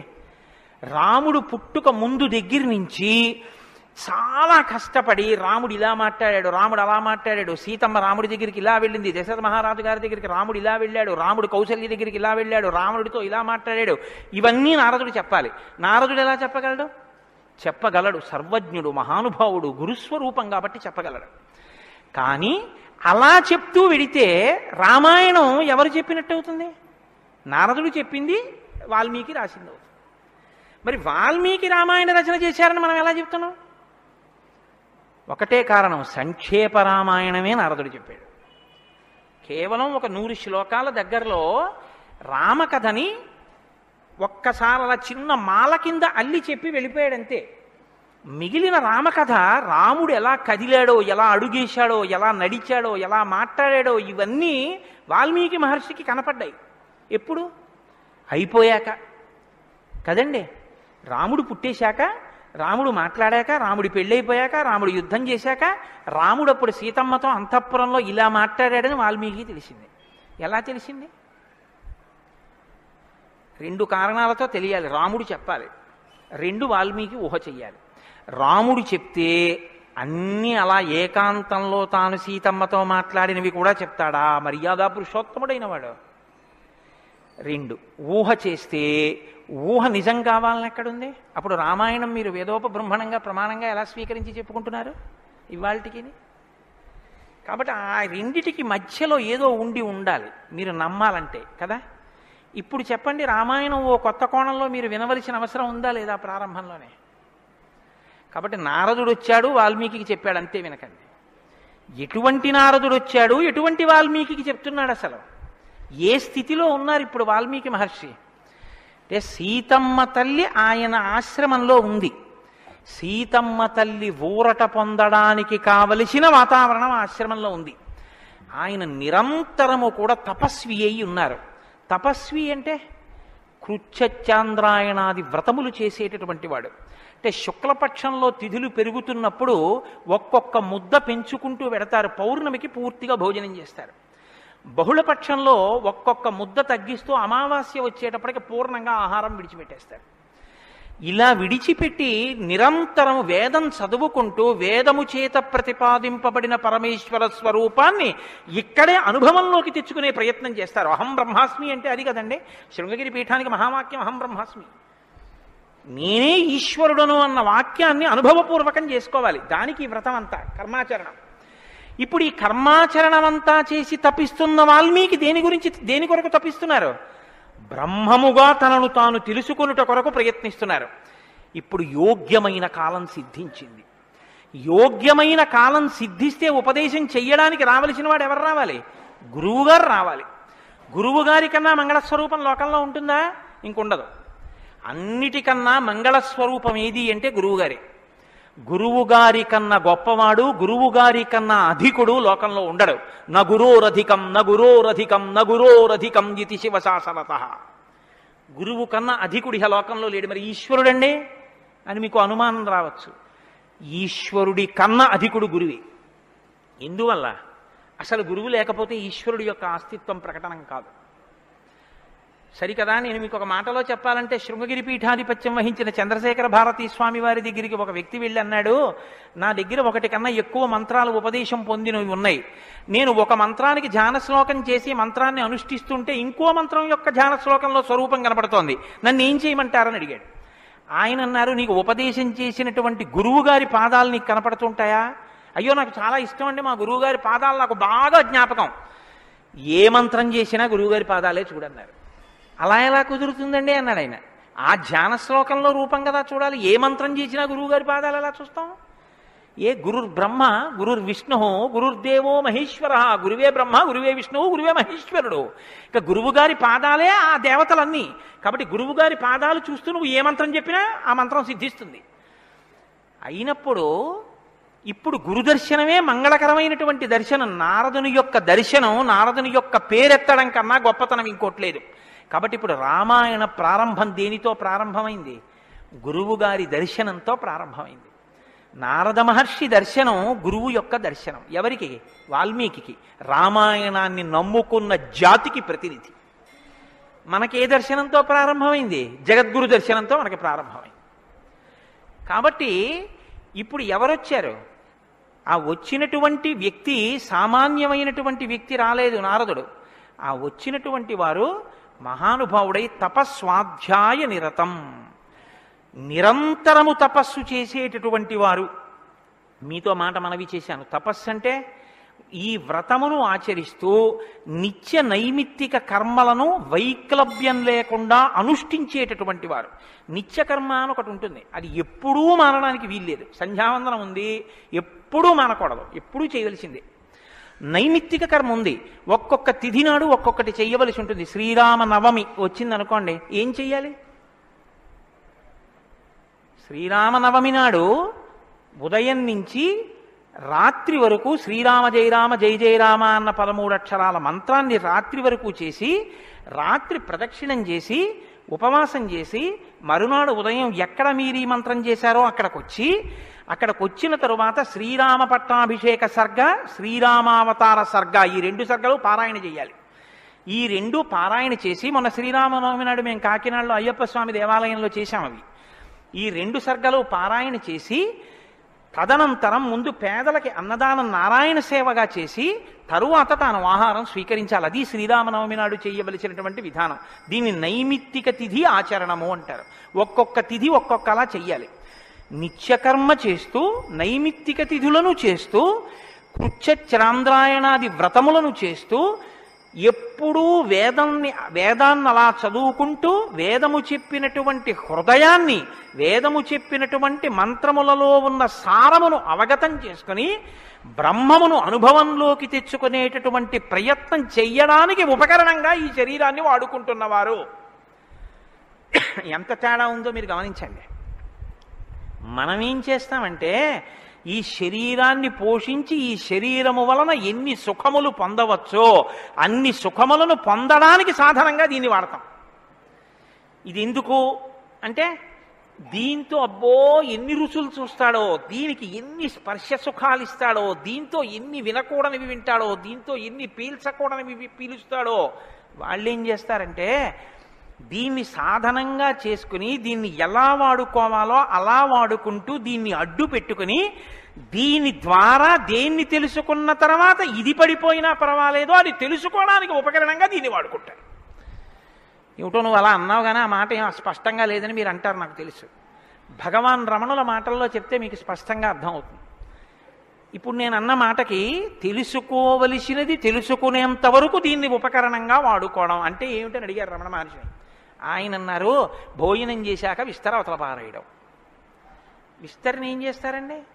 బాదమాకులు తెచ్చి, చీపురు పుల్లలు తెచ్చి, సన్నగా చీల్చి, ముక్కలు చేసి, అన్నం తినేటప్పుడు ఊడిపోయి అన్నంలో కలిసిపోకుండా జాగ్రత్తగా కుట్టి, ఆకు తెచ్చి వేసుకుని, నీళ్లు జల్లి తుడిచి, పదార్థాలు వేసుకుని అన్నమంతా తిని ఉత్తరాపోసనం పట్టిన తర్వాత అప్పుడు తీసుకెళ్లి ఆకు వీధిలో పెంటకుప్ప మీద పారేస్తారు. అంతేగాని ఆకు పుట్టింది ఎందుకు అంటే, ఆకు పుట్టింది ఎందుకు అంటే చివరి పెంటకుప్ప మీద పారేయడమేనండి, అందుకు పారేస్తాం అంటారా? దేనికి వాడుకోవాలో దానికి జాగ్రత్తగా వాడుకుని ఆ ప్రయోజనం అయిపోయిన తరువాత పెంటకుప్ప మీద విస్తరాకుని పడేసినట్టు దీన్ని సాధనంగా చేసుకుని దీనిలో ఉండి దీనితో తరించి దీనిలో ఉండి దీని వలన బ్రహ్మం అంటే ఏమిటో తెలుసుకుని అనుభవంలోకి వచ్చిన తర్వాత ఇది పడిపోతున్నా ఇది నేను కాదన్న సత్యం ఎరుకలోకి రావడం వల్ల దీని మీద భ్రాంతి లేకుండా ఇది పడిపోతున్నా సాక్షిగా చూసి ఇది పడిపోయిన తర్వాత తాను ఒకటి ఏది మారని సత్యమో సత్యంగా నిలబడిపోవడాన్ని నిత్య నైమిత్తిక కర్మాచరణ చేత తాను పొందవలసిన స్థితిని పొందగలిగినటువంటి తపస్వాధ్యాయ నిరతుడు అని పిలుస్తారు. ఇప్పుడు నారదుడు అది అంటే ఇప్పుడు ఆయన సద్గురువు మహానుభావుడై ఉన్నాడు. నారం దదాతి ఇది నారద, ఆయన జ్ఞానం ఇస్తాడు. కాబట్టి ఇప్పుడు తపస్వాధ్యాయ నిరతం అటువంటి వారు ఎక్కడికి వచ్చారు? వాగ్విదాం వరం. ఆయన ఎటువంటి వాడు? వాగ్విద. వాక్ అంటే వేదం, వాక్ అంటే బ్రహ్మం, విదుడు అంటే తెలుసుకున్నవాడు. విద్ అన్న ధాతువులోంచే వేదము అన్న మాట వచ్చింది. ఏది తెలుసుకున్న తర్వాత ఇంకొకటి తెలుసుకోక్కర్లేదో అది వేదం. ఇప్పుడు తెలుసుకోవడం ఒకెత్తు, తెలుసుకున్న దాన్ని అర్థమయ్యేటట్టు చెప్పగలిగిన ప్రజ్ఞ ఒకెత్తు. ఒక ఆయన తెలుసుకున్నాడు కానీ ఆయన చెప్పలేడు, ఆయన చెప్తే అయోమయంగా ఉంటుంది. ఒక ఆయన స్పష్టంగా చెప్పగలడు, తాను అనుభవించాడు, అనుభవించిన దాని వైపుకి మిమ్మల్ని తిప్పగలడు, ఈ ప్రజ్ఞ ఉన్నవాడు. కాబట్టి వాగ్విదాం వరహ, బ్రహ్మమును బాగా తెలుసుకున్న వాళ్ళల్లో శ్రేష్ఠుడైన వాడు తాను తెలుసుకుని శిష్యుల్ని ఉద్ధరించడం కోసం కిందికి దిగొచ్చి మాట్లాడగలిగినటువంటి ప్రజ్ఞ కలిగిన వాడు. ఇటువంటి వాగ్విదాంవరం నారదం. అటువంటి నారదుణ్ణి ఎవరు ప్రశ్నించారు? ఇప్పుడు అడిగినవాడు వాల్మీకి మహర్షి. ఆయన ఎటువంటి వారు? తపస్వి, తపస్సు చేస్తున్నవారు. తపస్సు అంటే నేను మీకు ఇందాక చెప్పాను, బ్రహ్మమును తెలుసుకోవాలని తాపత్రయంతో ఉన్నటువంటి వారు, భావన వ్యగ్రతతో ఉన్నవారు. ఈయన నారదుణ్ణి అడిగారు. ఏమని అడిగారు? అయ్యా మీరు వచ్చారు, చాలా సంతోషం అండి, నాకు ఏ ఆపదలు రాకుండా మా అబ్బాయికి ఉద్యోగం వచ్చేటట్టు, నాకు సంతోషంగా ఉండేటట్టు, మా ఆశ్రమంలో ఆవులన్నీ ఎప్పుడూ పాలిచ్చేట్టు చూడండి అని అడగలేదు ఆయన. ఆయన ఒక చిత్రమైన ప్రశ్న ఒకటి వేశాడు. అది లోకంలో సాధారణంగా ఎవ్వరూ అడగని ప్రశ్న. అందుకని రామాయణం పుట్టింది, లేకపోతే రామాయణం పుట్టే అవకాశం లేదు. మీరు ఒకటి బాగా జ్ఞాపకం పెట్టుకోండి, జ్ఞానం ఎక్కడి నుంచి పుడుతుంది అంటే ప్రశ్న చక్కగా వెయ్యగలిగినటువంటి శిష్య ప్రజ్ఞలోంచి పుడుతుంది. నేను నారదం పరిపప్రచ్ఛ, పరిప్రశ్న చేశారు. ప్రశ్న అంటే అడగడం అండి. నేను ప్రశ్న వేశానండి అంటే అర్థం ఏమిటి? నేను మిమ్మల్ని అడిగాను అని. పరిప్రశ్న అంటే ఇది బాగా అర్థం చేసుకోవాలి. నారదుణ్ణి పట్టుకుని ఏదో అడిగేస్తే ఆయన ఏం చెప్పడం అలాగా. పరిప్రశ్న చేస్తే చెప్పాడు ఆయన. పరిప్రశ్న అంటే ప్రశ్న అంటే అడగడం, పరి అంటే పరి అన్న మాట ముందు కలిపారు మహర్షి. పరి అంటే బాగా జ్ఞాపకం పెట్టుకోండి, ఇప్పుడు నేను ఎవరిని అడుగుతున్నానో ఆ మహానుభావుడు నోరు విప్పి చెప్పినటువంటి మాట త్రికాలముల యందు సత్యమే. ఆయన చెప్పిన మాట మీద నాకు అవిశ్వాసం అన్న మాట ఉండక్కర్లేదు. ఆయన అన్నారు అంటే అది జరిగి తీరుతుందంతే. ఆయన చెప్పింది చేస్తే ఆ ఫలితం వస్తుందంతే. ఆయనటువంటి శక్తివంతుడు. ఈ నమ్మకం మీకు ఉండి అడగడం మొదలు పెడితే శ్రద్ధ, పరిప్రశ్నకి ముందేముంటుందో తెలుసా అండి? శ్రద్ధ ఉంటుంది. శ్రద్ధ లేకుండా వినయం ఎలా వస్తుందండి? మీరు నాకు చెప్పండి. ఇప్పుడు నేను ఒక ఆయన దగ్గరికి వెళ్ళి ఇలా, అయ్యా నమస్కారం అండి అని ఇలా ప్రణిపాతం చేసి నేల మీద పడి ఎంతో ఇదిగా 2 చేతులు ఇలా చాపి, అయ్యా మీరు నాకు దయచేసి అనుగ్రహించి ఇది చెప్పాలని ఎందుకు అడుగుతాను? ఆయన శక్తివంతుడని నేను నమ్మితేను. వీడి మొహం వీడికేం వచ్చు అనుకున్నాను అనుకో, నేను నీకేం తెలిసాడా అంటాం, అంతే. పరిప్రశ్న చేస్తారేంటి? వినయం ఎప్పుడు ఉంటుంది? ఆయన శక్తివంతుడని తెలిస్తే వినయం ఉంటుంది. ఆయన శక్తివంతుడని మీరు నమ్మడాన్ని శాస్త్రంలో ఏమంటారో తెలుసా అండి? శ్రద్ధ అని పిలుస్తారు. శంకరాచార్యులు వారు భాష్యం చేస్తూ శ్రద్ధ అన్న మాట గురించి ఓ మాట చెప్పారు. శాస్త్రస్య గురువాక్యస్య సత్యబుద్ధ్యావధారణ సా శ్రద్ధా కదితా సిద్ధి యయా వస్తూపలభ్యతే. శ్రద్ధ అన్న మాటకు అర్థం ఏమిటంటే, శాస్త్రము చెప్పినా గురువుగారు చెప్పినా అది పరమ సత్యము, ఇక దానికి తిరుగులేదు, అది కాని పాటిస్తే మనకి ఫలితము వచ్చి తీరుతుందని నమ్మడమే శ్రద్ధ అని పేరు. ఆ శ్రద్ధ ఎక్కడుందో దానిలోంచి వినయం వస్తుంది. అప్పుడు గురువుగారిని చూసి వంగి వంగి వంగి వంగి నమస్కరించి మాట్లాడతావు. ఎందుకు మాట్లాడాలి? ఆయన ఏం చేతకాకో మాట్లాడకపోతే ఆనందించలేని వాడో కాడు. ఆయన ఒక్కడు తనలో తాను ఆనందించగలడు. మరి ఇప్పుడు ఎందుకు మాట్లాడుతున్నాడు? నీ కొరకు మాట్లాడుతున్నాడు. ఆయన త్యాగం చేశాడు. ఆయన కంఠానికి శోష కలిగింది, అంటే బాధ కలిగింది. ఆయన ఊపిరికి ఘర్షణ కలిగింది. ఆయన శరీరానికి చెమట పట్టింది. దేని కొరకు? నీ కొరకు. ఆయన నీ కొరకు మాట్లాడుతున్నాడు. ఇది గుర్తిస్తే వినయం. ఈ త్యాగానికి నేనేమి ఇవ్వగలను ఆయనకి? ఈ కృతజ్ఞతాభావంతో నువ్వు నిలబడగలిగితే, అలా నువ్వు ప్రశ్నించగలిగితే పరిప్రశ్న అంటారు. ఇప్పుడు నారదం పరిపప్రచ్ఛ ఇలా ప్రశ్న వేశాడు తప్ప ఏదో ప్రశ్న వేస్తే రామాయణం వచ్చిందని మీరు అనుకోకండి. పరిప్రశ్న చేస్తే రామాయణం వచ్చింది. ఇప్పటి వరకు నారదుడు ఏం మాట్లాడలేదు, మీరు బాగా గమనించండి. వచ్చాడంతే, లోపలికి వచ్చారు, వాల్మీకి మహర్షి చూశారు, అర్ఘ్యపాద్యాదులు ఇచ్చారు, కూర్చోబెట్టారు. ఇప్పుడు పరిప్రశ్న చేస్తున్నారు. ఏ ప్రశ్న వేస్తే అసలు రామాయణం గురించి చెప్పారు ఆయన? వాల్మీకి మహర్షి అడిగిన ప్రశ్న ఏమిటంటే, ఆయన్ని కోన్వస్మిన్ సాంప్రదం లోకే గుణవాన్ కస్య వీర్యవాన్ ధర్మజ్ఞశ్చ కృతజ్ఞశ్చ సత్యవాక్యో దృఢవ్రతః చారిత్రేణ చ కోయుక్తః సర్వభూతేషు కోహితః విద్వాన్ కః కస్సమర్థశ్చ కస్యైక ప్రియదర్శనః ఆత్మవాన్ కో జితక్రోధో ద్యుతిమాన్ కో ననసూయకః కస్య బిభ్యతి దేవాశ్చ జాతరోషస్య సంయుగే. 16 గుణములు అడిగాడు ఆయన. ఈ 16 గుణములు పరిపూర్ణముగా ఉన్నటువంటి ఒక మానవుడు ఈ లోకంలో, ఈ కాలంలో, నేను ఉన్న రోజుల్లోనే, నేను ఇప్పుడు శరీరంతో తిరుగుతుండగా నా మాంసనేత్రంతో చూడడానికి వీలుగా ఎక్కడైనా ఎవరైనా ఉన్నారా అని అడిగాడు. అంటే అలాంటి వారే ఉన్నారు. ఆయన భార్యయే తన ఆశ్రమంలో ఉంది. ఇది తెలుసా వాల్మీకి? తెలియదని చెప్పవలసి ఉంటుంది. మరి ఇప్పుడు ఎందుకు వచ్చింది ఈ ప్రశ్న ఆయన నోటి వెంట? అమ్మవారు వచ్చింది కాబట్టి వచ్చింది. అమ్మవారు ఎందుకు వచ్చింది? అసలు రహస్యం ఏమిటంటే, రామాయణం లోకానికి అందాలంటే సీతమ్మ యొక్క సేవాభాగ్యం వాల్మీకి లభించాలి. సీతమ్మ సేవాభాగ్యమే శారదాదేవి సేవాభాగ్యం. అది అందితే నోటి వెంట ఈ ప్రశ్న వచ్చింది. నోటి వెంట ఒక్క ప్రశ్న వస్తే యుగాలు మారిపోయినా మనుష్యుడిగా పుట్టిన ప్రతివాణ్ణి తరింపచేయగలిగిన ఒక ఆది కావ్యం ఆయన నోటి వెంట వచ్చింది. ఇది రావడానికి ముందు సీతమ్మ రావాలి. అందుకని ముందు సీతమ్మ వచ్చేసింది ఆశ్రమానికి. వచ్చి అక్కడ కూర్చుంది. ఆ రామాయణాన్ని ప్రచారం చెయ్యగలిగిన యోగ్యమైన శిష్యుల్ని కూడా సీతమ్మే వాల్మీకి ఇచ్చింది లవకుశల రూపంలో. ఇది వాల్మీకిని సీతమ్మ తరింపచేసిన తీరు మీరు జాగ్రత్తగా గమనించగలిగితే, వాల్మీకి తరించడానికి మొదటి కారణం సీతమ్మే. అందుకే ఆయన అన్నారు, నేను చెప్పిన రామాయణానికి పేరేమిటో తెలుసా? సీతాయాశ్చరితం మహత్ అన్నారు. అది సీతమ్మ చరిత్ర అన్నారు. తల్లి ఎంత గొప్ప తల్లో మీరు ఆలోచించండి. అందుకే సీతమ్మ ఒకరు, శారదమ్మ ఒకరా? కాదు, సీతమ్మే శారదమ్మ. కాబట్టే అంత జ్ఞానం వాల్మీకి ఇచ్చి ఈ ప్రశ్న వేయించింది. ఎందుకు వేయించాలి? సీతమ్మ వెళ్ళిపోతే రామావతారం వెళ్ళిపోతుంది. ఇక సీతమ్మ వెళ్ళిపోతుంది. ఆ రోజులు వచ్చేసాయి. అప్పటికి ఆ రోజు వచ్చేసింది. ఎందుకంటే ఇక అశ్వమేధయాగం చేసేస్తాడు రాముడు. అశ్వమేధయాగం చేస్తే సీతమ్మ కనపడుతుంది రాముడికి. సీతమ్మ రాముడికి కనపడితే వేరొకసారి పాతివ్రత్యాన్ని నిరూపించుకోమని చెప్తాడు. ఎందుకు చెప్తాడంటే ఎప్పుడు లోకం కోసం, తన కోసం కాదు.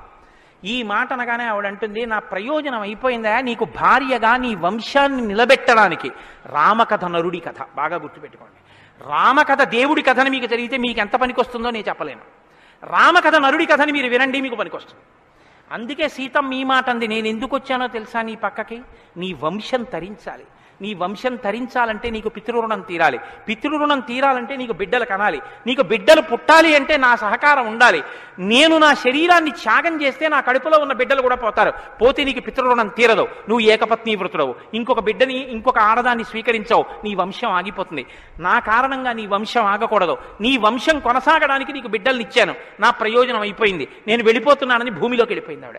ఆవిడ వెళ్ళిపోయిన తర్వాత ఇక రామావతారం లేదు. సరయూ నదిలో ప్రవేశించి రామావతారం కూడా పూర్తయిపోయింది. ఇప్పుడు రామావతారం పూర్తయిపోకముందే సీతమ్మ రామాయణం పలికించాలి వాల్మీకితో.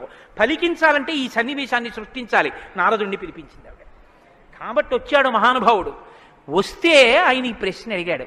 ఇప్పుడింత ఆర్తితో ఈ ప్రశ్న అనుకోకుండా నోటి వెంట వస్తే తప్ప రామాయణ కథ ప్రారంభం కాదు. అందుకని అడిగాడు, కోన్వస్మిన్ సాంప్రతంలోకే గుణవాన్ కస్య వీర్యవాన్. ఈ కాలంలో నారద మహర్షి ఇప్పుడు నేను చూడడానికి వీలుగా నేను అడిగిన మహానుభావుడు ఎవరైనా ఉన్నాడా? ఎవరు? 16 గుణములున్నవాడై ఉండాలి. గుణమన్న మాటకు అర్థం ఏమిటి? తాను గురుముఖత నేర్చుకున్నటువంటి విద్య ఏ కాలమునందు ప్రవర్తనలో ఎలా ప్రకాశించాలో అలా ప్రకాశిస్తే అది గుణముగా కనపడుతుంది. మా గురువుగారు నన్ను, నాయనా ఒరే కోటేశ్వరరావు, గోవులకు సేవ చెయ్యరా అని చెప్పారనుకోండి. నేను అలా గుళ్ళోకి వెళ్ళిపోతున్నాను. ఓ అరడజన అరటిపళ్ళు పట్టుకుని దేవాలయంలోకి వెడుతున్నాను. ఒక ఆవు నా వంక చూసి ఇలా ఇలా ఇలా ఇలా నోరు చాపింది. నేను ఆ ఆవుని దవడ మీద ఒక్క దెబ్బ కొట్టి గుళ్ళోకి వెళ్ళాను. మా గురువుగారు సంతోషించచ్చా? మా గురువుగారు చెప్పారు, రే పరాశక్తికి ఆవుకి తేడా లేదురా అని చెప్పారు. ఇప్పుడు నేనేం చెప్పాలి? నేను లోపలికి వెళ్ళి అర్చకుడికి ఇస్తే నివేదన చేస్తాడు. ఇక్కడో నా తల్లి ఎదురొచ్చి నా దగ్గర ప్రత్యక్షంగా తింటానని అడుగుతోంది. అమ్మ ఏమి భాగ్యం, అక్కడ ఇంకా తొక్క తీసి పెట్టాలి, ఇక్కడ తొక్కతో తినడానికి సిద్ధంగా ఉన్నావు. నా చేత్తో పెట్టుకుంటాను. 2 చెప్పులు ఇప్పి గభాల్లో 2 అరటిపళ్ళు నేను పెట్టాలి. పెడితే నేను గురువాక్యాన్ని అనుష్ఠానంలోకి తెచ్చుకున్నవాడిని. ఇప్పుడు గుణముగా ప్రకాశిస్తుంది. కోటేశ్వరరావు గారండే వాళ్ళ గురువు గారు చెప్పింది గుర్తుపెట్టుకుని ఆవుకి 2 అరటిపళ్ళు పెట్టాడు. అదో గుణం. అంటే నేను నా గురించి చెప్పుకుంటున్నాను అనుకోకండి. నేనే అటువంటి పుణ్యకార్యాలు చేసిన వాడిని కాదు మహాప్రభు. ఏదో ఉదాహరణకి చెప్పానంతే. అదే స్వోత్కర్ష కోసం చెప్పిన వాడిని కాదు. కాబట్టి గుణము అంటే విన్నది, చదువుకున్నది, ప్రవర్తనయందు ఆ సందర్భంలో ప్రకటనమైతే, ప్రకాశిస్తే గుణం అవుతుంది. అలా ఉన్నాయా ఎవరికైనా? అలా ఉన్నవాడు ఉన్నాడా? గురువుగారి దగ్గర నేర్చుకున్నవి అనుష్ఠానంలోకి వచ్చేటప్పటికి గురువు ఏం చెప్పారో అలా ప్రవర్తించిన వాడు ఉన్నాడా? మీరు ఇలా వినండి రామాయణాన్ని. ఇంక తర్వాత కోన్వస్మిన్ సంప్రదంలోకే ఎప్పుడో కాదు వామనమూర్తి ఉన్నారు, నరసింహావతారం ఉందని చెప్పకు. ఇప్పుడున్నాడా? ఇది వాల్మీకి ప్రశ్న. కోన్వస్మిన్ సంప్రదంలోకే గుణవాన్ కస్య వీర్యవాన్. వీర్యవాన్ అంటే వీర్యవంతుడు ఉన్నాడా? వీర్యవంతుడంటే ఎటువంటి యుద్ధం వచ్చినా చెక్కు చెదరకుండా తానుగా నిలబడి తనలో ఏ మార్పు లేకుండా బయట మార్పు తేగలిగిన వాడు, ఎంతమందినైనా పడగొట్టగలిగిన వాడు. అటువంటి వాడు ఉన్నాడా? ఉంటే వీర్యవాన్. కోన్వస్మిన్ సంప్రదంలోకే గుణవాన్ కస్య వీర్యవాన్ ధర్మజ్ఞస్య. ధర్మం తెలుసుకున్నవాడు ఉన్నాడా? ధర్మం తెలియడం అంటే మీరు బాగా గుర్తుపెట్టుకోండి ఒకటి. ధర్మం తెలియడం అంటే ఏమిటో తెలుసా అండి? అధర్మం కూడా తెలియడం. ధర్మమే తెలిస్తే పూర్ణత్వం కాదు. ధర్మం తెలియడం అంటే అధర్మం కూడా తెలియడం. ఏది చెయ్యాలో తెలియడం అంటే ఏది చెయ్యకూడదో కూడా తెలియడం. మీరు కొంచెం ఆలోచించండి. నేను మాట అనేసి వదిలేస్తాను. ఇప్పుడు మీరు జవాబు చెప్పక్కర్లేదు. చెయ్యమన్నది చెయ్యడం తేలిక, చెయ్యొద్దన్నది వదిలేయడం తేలిక. చెయ్యొద్దన్నది వదిలేయడమే చాలా కష్టం. మీరు చూడండి, నేను మంత్రం ఇస్తాను 11 మార్లు చెయ్యండి రోజు, ఒక్క మాట కూడా మీకు కోతి గుర్తు రాకూడదన్నాను అనుకోండి. అలా చేయగలరా? ఇది వద్దు అని ఏదంటామో అదే చేయబుద్ధి వేస్తుంది. దేవుడికి 2 అగరత్తులు పెట్టు అన్నాను అనుకోండి, భయానికో భక్తికో 2 అగరత్తులు వెలిగించేయడం తేలిక. వద్దన్నది చేయకుండా ఉన్నవాడు ప్రజ్ఞావంతుడు. వద్దన్నది చేయకుండా ఉండాలంటే అధర్మం తెలియాలి కదండి. అధర్మం తెలియడం, ధర్మం తెలియడం, ధర్మం పాటించడం, అధర్మం విడిచిపెట్టడం, అధర్మం చేసిన వాడిని కూడా ఉండకుండా చేయడం, ఎందుకంటే వాడి వల్ల ధర్మం వ్యాప్తి చెందకుండా. ఇది ధర్మం తెలియడం. కాబట్టి ధర్మజ్ఞశ్చ కృతజ్ఞశ్చ. కృతజ్ఞశ్చ అంటే ఎవరో తనకు ఒక ఉపకారం చేశాడు, వాడు అదృష్టం అండి నన్ను సేవించుకున్నాడు అండం కాదు, ఎంత మహానుభావుడండి, నిజంగా నాకు ఎంత ఉపకారం చేశారండి, ఎంత ఉపకారం చేశారండి అని తలుచుకు తలుచుకు తలుచుకు తలుచుకు పొంగిపోగలిగినటువంటి మనసు ఉండడం. అసలు మనుష్య జన్మకు ఉండవలసిన ప్రధాన లక్షణం అదేనండి. కృతజ్ఞో నాస్తి నిష్కృతి. కృతజ్ఞత లేని వాడికి నిష్కృతి లేదు. అటువంటి కృతజ్ఞత ఉన్నవాడు ఉన్నాడా లోకంలో ఎవరైనా? ధర్మజ్ఞశ్చ కృతజ్ఞశ్చ సత్యవాక్యో. ఎప్పుడూ సత్యమే మాట్లాడాలి, మిన్ను విరిగి మీద పడిపోని నేను సత్యమే చెప్తాను అని వ్రతం పట్టినవాడు ఎవరైనా ఉన్నాడా? సత్యవాక్యో దృఢవ్రత. ఒక పని మొదలు పెడితే అనుకున్నాం కాదండి అది అలా అవుతుందా అందుకని వదిలేశాను లేండి ఇప్పుడు మార్చేశాను సంకల్పం అనకుండా, తాను ఒక్కసారి నోటి వెంట ఇది చేస్తానని అంటే పిడుగులు పడిపోయినా ఆ పని చెయ్యగలిగినటువంటి వాడు, దాన్ని విడిచిపెట్టనటువంటి వాడు, అటువంటి పూనిక ఉన్నవాడు ఉన్నాడా? దృఢవ్రత. కాబట్టి కోన్వస్మిన్ సాంప్రదంలోకే గుణవాన్ కశ్చ వీర్యవాన్ ధర్మజ్ఞశ్చ కృతజ్ఞశ్చ సత్యవాక్యో దృఢవ్రత చారిత్రేణ చకోయుక్త. ఆయన ప్రవర్తనని చూస్తే ఇంకా మీరు వేదం చదవక్కర్లేదు. వేదం చదవక్కర్లేదంటే చదవద్దని కాదు నా ఉద్దేశం. ఆయన ప్రవర్తన చూస్తే ఆయన ఏది చేశారో అదే వేదం చెప్పింది అని గుర్తు. అటువంటి ప్రవర్తన ఉన్నవాడు ఉన్నాడా? పడుకున్నా, లేచినా, మాట్లాడినా, కూర్చున్నా, నించున్నా, నడిచినా, ఏం చేస్తున్నా ధర్మానికి అనుగుణంగా ప్రవర్తించగలిగినటువంటి నడవడి కలిగినటువంటి వాడు లోకంలో ఉన్నాడా? చారిత్రేణ చకోయుక్త సర్వభూతేషు కోహిత. ఇంత బలపరాక్రమాలు ఉండి కూడా సమస్త భూతముల పట్ల దయ కలిగిన వాడు లోకంలో ఉన్నాడా? గుండెల నిండా అంత కారుణ్యం ఉన్నవాడు ఉన్నాడా? సర్వభూతేషు కోహిత విద్వాన్ కహ. తెలుసుకోవలసినవన్నీ సమస్తము తెలుసుకున్నటువంటి విజ్ఞాని ఉన్నాడా? అటువంటి విద్వాంసుడు ఉన్నాడా? విద్వాన్ కహ కస్సమర్థశ్చ. ఎటువంటి పని అయినా సరే వీరు చెయ్యలేరు వీరు చెయ్యలేరు అనొచ్చేమో కానీ ఆయన ఇది చెయ్యలేరని చెప్పడానికి ఒక పని లేకుండా ఏ పనులైనా చెయ్యగలిగిన వాడు ఉన్నాడా? కస్సమర్థశ్చ కశ్చైక ప్రియదర్శన. ఎప్పుడు మీరు చూసినా చూడాలనిపించేట్టుగా ఉండేవాడు ఉన్నాడా? ఆయన యుద్ధం చేస్తుంటే వింటినారి లాగుతున్నాడు అందం, ఆయన అడవిలో నడుస్తున్నాడు అందం, ఆయన కిరీటం పెట్టుకున్నాడు అందం, ఆయన పాదపీఠం మీద పాదం పెట్టాడు అందం, ఆయన జిల్లేడు పాలు పోసుకుని జటాజూటం కట్టుకున్నాడు అందం, ఆయన ఏమీ లేదు నారచీర కట్టుకుని కోదండం పట్టుకున్నాడు అందం, ఆయనకి కోపం వచ్చి కన్నులు ఎర్రబారాయి అందం, ఆయన బాలరాముడిగా పిలక పెట్టుకుని వెడుతున్నాడు అందం, సీతమ్మతో మాట్లాడుతున్నాడు అందం, నిద్రపోతున్నాడు అందం. అసలు ఏది చూసినా అందం. అబ్బా ఇప్పుడు అంత బాగుంటాడండి, ఆ తర్వాత బాగుంటాడండి, కొంచెం అలంకారం చేసుకుంటాడు బాగుంటుంది అనడానికి ఏమైనా ఉంటుందా? ఎప్పుడు నువ్వు చూసినా అలాగే చూడాలనిపించేటట్టుగా ఉండేవాడు ఎవరైనా ఉన్నాడా? కశ్చైక ప్రియదర్శన. ఎంత పెద్ద మాట అండి. నిద్రపోతుంటే చూసావు, ఆహా నిద్రపోతుంటే చూడాలండి ఆయన సౌందర్యం. ఆ మాట ఎవరికన్నా ఉంటుందండి లోకంలో? ఏమన్నా ఆయన నిద్రపోతుంటే ఎంత బాగుంటాడండి అంటారా? ఏమన్నా ఆయన నిద్ర లేచి ఒళ్ళు విల్చుకుంటుంటే చూడాలండి ఆయన అందం ఎవరికైనా ఉందా? ఆయన యుద్ధం చేస్తుంటే చూడాలండి అందం ఎవరికైనా ఉంటుందా? ఎంతటి అందగాడు రామో. ఆయన పుంసాం మోహన రూపాయ పుణ్య శ్లోకాయ మంగళం. ఆడవాళ్లు మోహించడం కాదు, పురుషులు మోహించారు ఆయన్ని. అంతటి అందగాడు. కొన్ని కోట్ల మంది కంఠాలు కోసేశాడంతే రామావతారంలో. నెత్తుటిని ఏర్లు పారించాడు. అయినా అందం. ఈ భుజాలు అందం, గడ్డం అందం, చెక్కిళ్ళు అందం, ఆ ఆజానుబాహు వరవింద దళాయతాక్షం, ఆ కళ్ళందం, ఆ కనుబొమలందం, ఆ ముక్కందం, ఆ మూచందం, ఆ గడ్డం అందం, ఆ కంఠం అందం, అన్నీ అందం. అందమే రాముడు, రాముడే అందం, రాముడే అభిరాముడు. అటువంటి వాడు ఉన్నాడా? కశ్చైక ప్రియదర్శన ఆత్మవాంకో. గొప్ప ధైర్యవంతుడు ఉన్నాడా లోకంలో? ధైర్యవంతుడు అంటే మీరు బాగా జ్ఞాపకం పెట్టుకోండి, ధైర్యవంతుడు అన్న మాటకు అర్థం ఏంటో తెలుసా అండి? భయం లేనివాడు అని కాదు. ధైర్యము అన్న మాటకి ఇంకో అర్థం కూడా ఉంది. ధైర్యము అంటే తాను ఏ పని మీద బయలుదేరాడో ఆ పనికి అనుగుణమైనటువంటి సంభారములను మాత్రమే దగ్గరుంచుకుని ఆ పని మీద మాత్రమే దృష్టి పెట్టి ఆ పనిని పాడు చేసేటటువంటి ఏ ఇతర ఆకర్షణీయమైనటువంటి వ్యవహారమైనా త్రోసి రాజని విడిచిపెట్టగలిగినటువంటి పూనిక ఉన్నవాడు ఉన్నాడా? నేను ఏకపత్ని వ్రతం చేస్తానన్నాడు, భార్యని రావణాసురుడు ఎత్తుకుపోయాడు, చాలా మంది వచ్చి మీద పడ్డారు. మా నాన్నగారు దక్షిణ నాయకుడు, మా వంశంలో చాలా మంది దక్షిణ నాయకులు, మా ఆవిడ దగ్గర లేదు కదండి అని ఏమైనా పొరపాటు పడ్డాడా? తాను ఏది అన్నాడో రామో దీర్ణాభిభాషతే, 2 మాటలు నాకు రావమ్మా అన్నాడు అంతే. లోకంలో అవతార పరిసమాప్తి వరకు అంతే. అలా ఉండగలిగిన వాడు ఉన్నాడా? ఆత్మవాంకో జితక్రోధో, కోపాన్ని గెలిచిన వాడు ఉన్నాడా? కోపాన్ని గెలవడం ఏమిటండి? అది ఏమైనా ఎదురుగుండా వచ్చి నిలబడుతుందా క్రోధం? ఎలా గెలుస్తారు అంటే క్రోధం ఎక్కడి నుంచి వస్తుందో మూలస్థానాన్ని గుర్తెరగడం, వికార కారణాన్ని తెలుసుకోవడమే క్రోధాన్ని గెలవడం. అంటే మీరు చూడండి, నాకండి ఎంత కోపం వచ్చేసిందో అంటాడు. ఎంత కోపం వచ్చేసిందోకి ఎక్కడి నుంచి వచ్చింది? ఇక్కడి నుంచే రావాలి కోపం.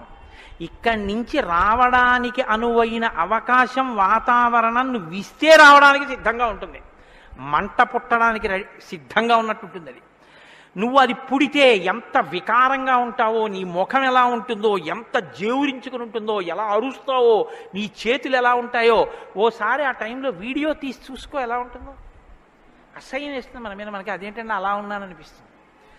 ఇన్ని వికారములు ఇది వస్తే వస్తున్నాయని తెలుసుకుని అది రాకుండా తొక్కి పెట్టగలిగిన వాడు ఉన్నాడా? అలా ఉంటే జితక్రోధో, అలాంటి వాడు ఉన్నాడయా లోకంలో? ఆత్మవాన్కో జితక్రోధో ద్యుతిమాన్కో, అపారమైనటువంటి కాంతి కలిగిన వాడు ఉన్నాడా? ద్యుతిమాన్కోననసూయక, అసూయని గెలిచిన వాడు ఉన్నాడా? తనకన్నా గొప్పవాడు కనపడితే ఆహాహా మహాత్ములు ఎంత గొప్ప పరిశ్రమ చేశారో, ఇంత గొప్పవాడు అయ్యాడని నమస్కారం చేసి తెలుసుకోవాలి. తనకన్నా తక్కువవాడు కనపడితే ఈశ్వరానుగ్రహంతో ఈయన వృద్ధిలోకి రావాలనగలగాలి. కిందవాడిని చూసి అహంకరించకూడదు, పైవాడిని చూసి అసూయపడకూడదు. ఈ 2 ఉన్నవాడు ఉన్నాడా? ద్యుతిమాన్కో ననసూయక కస్య బిభ్యతి దేవాశ్చ జాత రోషస్య సంయుగే. కోపం లేని వాడికి కోపం ఎలా వస్తుంది మరి? అంటే కోపం తెచ్చిపెట్టుకున్నట్టు నటిస్తాడంతే. ఎందుకు నటించాలి అంటే ఏదో పని చక్కబెట్టాలంటే కోపం వచ్చినట్టు ఒకసారి ఇలా అంటాడు. అనేటప్పటికి అమ్మ బాబు ఆయన కోపం వచ్చిందంటే హడిలిపోయి అందరూ జాగ్రత్తగా ఉంటారు. ఎవరికి కోపం వచ్చిందని అనిపిస్తే 33 కోట్ల మంది దేవతలు కూడా వణికిపోతారో అలా కోపాన్ని తెచ్చిపెట్టుకునేవాడే తప్ప అసలు కోపం రావడం అన్నది లేనివాడు లోకంలో ఉన్నాడా? అలాంటి వాడు ఎవడైనా ఉంటే ఎప్పుడో ఉన్నాడని చెప్పద్దు. ఇప్పుడు ఉన్నాడా? నేను చూడ్డానికి వీలుగా ఉన్నాడా? ఈ కాలంలో ఉన్నాడా? ఉంటే అటువంటి వాడి గురించి నాకు చెప్పు, నాకు వినాలనుందన్నాడు. ఇప్పుడు వస్తోంది రామాయణం. ఇప్పుడు చెప్పాలి. నారదుడు ఎవరో తెలుసా? ఆయన రాముడే. ఆయన ఇల్లాలే నీ దగ్గరుంది, ఆయన బిడ్డలే నీ దగ్గర ఉన్నారు. వాల్మీకి మహర్షి ఆయనే అయోధ్యాధిపతి, ఆయనే రామచంద్ర ప్రభువు అని చెప్తే వాల్మీకి పొంగిపోవాలి కదండి. రామాయణ ఆవిర్భావం జరుగుతోందన్నమాట. ఇవాళ రామాయణం పుడుతోంది. ఆ సన్నివేశంలో ఉన్నాం మనం. ఇప్పుడు ఈ మాటలు అడిగితే వాల్మీకి మహర్షి చాలా చమత్కారమైనటువంటి జవాబు ఒకటి చెప్పారు. ఆయన అన్నారు, బహవో దుర్లభాశ్చైవ ఏత్వయా కీర్తితా గుణాః మునే వక్షామ్యహం బుద్ధ్వా తైర్యుక్త శ్రూయతాన్నరః. చాలా క్లిష్టమైనటువంటి ప్రశ్న ఒకటి అడిగావు. సాధారణంగా లోకంలో మానవుల్లో నువ్వు అడిగినటువంటి 16 గుణములు ఒక వ్యక్తి యందు ప్రకాశించేటటువంటి వాడు ఉండడు. కాబట్టి ఇప్పుడు ఎవరై ఉండాలి? నరోత్తముడై ఉండాలి, సాక్షాత్ శ్రీ మహావిష్ణువై ఉండాలి. అటువంటి వాడే కాని నరుడిగానే ఉన్నాడు ఇప్పుడు. ఆయన విష్ణు అంటే ఆయనే అంగీకరించాడు. ఆయన నేను నరుణ్ణి అంటాడు, నేను దాశరథిని అంటాడు, నేను దశరథ మహారాజు కొడుకునయ్యా అంటాడు. నరుడిగా ఈ లోకంలో తిరుగుతున్నవాడు ఉన్నాడు. అటువంటి వాడి గురించి చెప్తాను, జాగ్రత్తగా వినన్నాడు. ఇది సంక్షేప రామాయణం. 100 శ్లోకాలతో ఇక్కడ ప్రతిరోజు సంక్షేప రామాయణం జరుగుతోంది అని అన్నారే. సంక్షేప రామాయణాన్ని పెద్దలు సంప్రదాయంలో ఏమని పిలుస్తారో తెలుసా అండి? మాలామంత్రము అని పిలుస్తారు. ఎందుకంటే శారదా తిలకము అని మంత్రాల గురించి చెప్పేటటువంటిది, బీజాక్షరాల గురించి చెప్పే విషయం ఒకటి ఉంది. అందులో 10 అక్షరాలు మంత్రంలో దాటిపోతే దాన్ని మాలామంత్రములని పిలుస్తారు. 100 శ్లోకములతో ఉన్న సంక్షేప రామాయణం మాలా మంత్రం. అందుకే సంక్షేప రామాయణాన్ని పారాయణ చేస్తే అది రక్షణ చేస్తుంది. మన్నాత్ త్రాయితే ఇది మంత్ర. దాన్ని మననం చేస్తే అది కాపాడుతుంది. సంక్షేప రామాయణం కూడా అలా కాపాడుతుంది. సద్గురువైనటువంటి నారద మహర్షి నోటిలోంచి పుట్టింది సంక్షేప రామాయణం. మహానుభావుడు నేను చెప్తున్నానయ్యా విను అని చెప్తున్నాడు. ఇక్ష్వాకు వంశ ప్రభవో రామో నామ జనైశ్రుత నియతాత్మా మహావీర్యో ద్యుతిమాన్ ధృతిమాన్ వసీ. ఇక్ష్వాకు వంశ ప్రభవో, ఇక్ష్వాకు వంశంలో పుట్టినవాడు ఉన్నాడయ్యా అన్నారు. మీరు ఈ మాట వినాలి. మొట్టమొదట ఎవరైనా రాముడు అని చెప్పలేదు. ఎవరని చెప్పాడు? ఇక్ష్వాకు వంశంలో పుట్టినవాడు ఉన్నాడు అన్నారు. ఒక వంశం తరించిపోతుంది, ఒక వంశం పేరు శాశ్వతత్వాన్ని పొందుతుంది. అది మొదట ఇక్ష్వాకు వంశం, తర్వాతది రఘువంశం. రఘువు పుట్టిన తర్వాత దాన్ని రఘువంశం అన్నారు. వంశం మారిపోలేదు, కానీ వంశం పేరు రఘువంశం అయిపోయింది. ఎలా అయిపోయింది అంటే రఘువు గొప్పతనం అటువంటిది, ఆయన పేరుతో వంశాన్ని పిలిచారు. ఆ వంశంలో పుట్టాడు రామచంద్రమూర్తి. అంత గొప్ప వంశంలో పుట్టాడయా. ఇప్పుడు వంశానికి గొప్పతనం ఎక్కడి నుంచి వచ్చింది? పుట్టి అలా ప్రవర్తించగలిగిన వాళ్ళ వల్ల వస్తోంది. ఇక్ష్వాకు వంశ ప్రభవో రామో నామ జనైశ్రుత. ఆయనని జనులందరూ రాముడు అని పిలుస్తూ ఉంటారు. రామో నామ జనైశ్రుత. ఎందుకని? రమయతీతి రామ, ఆయన అందరినీ ఆనందింపచేస్తాడు. రమంతే అస్మిన్ ఇతి రామ, ఆయన యందు యోగులు రమిస్తారు.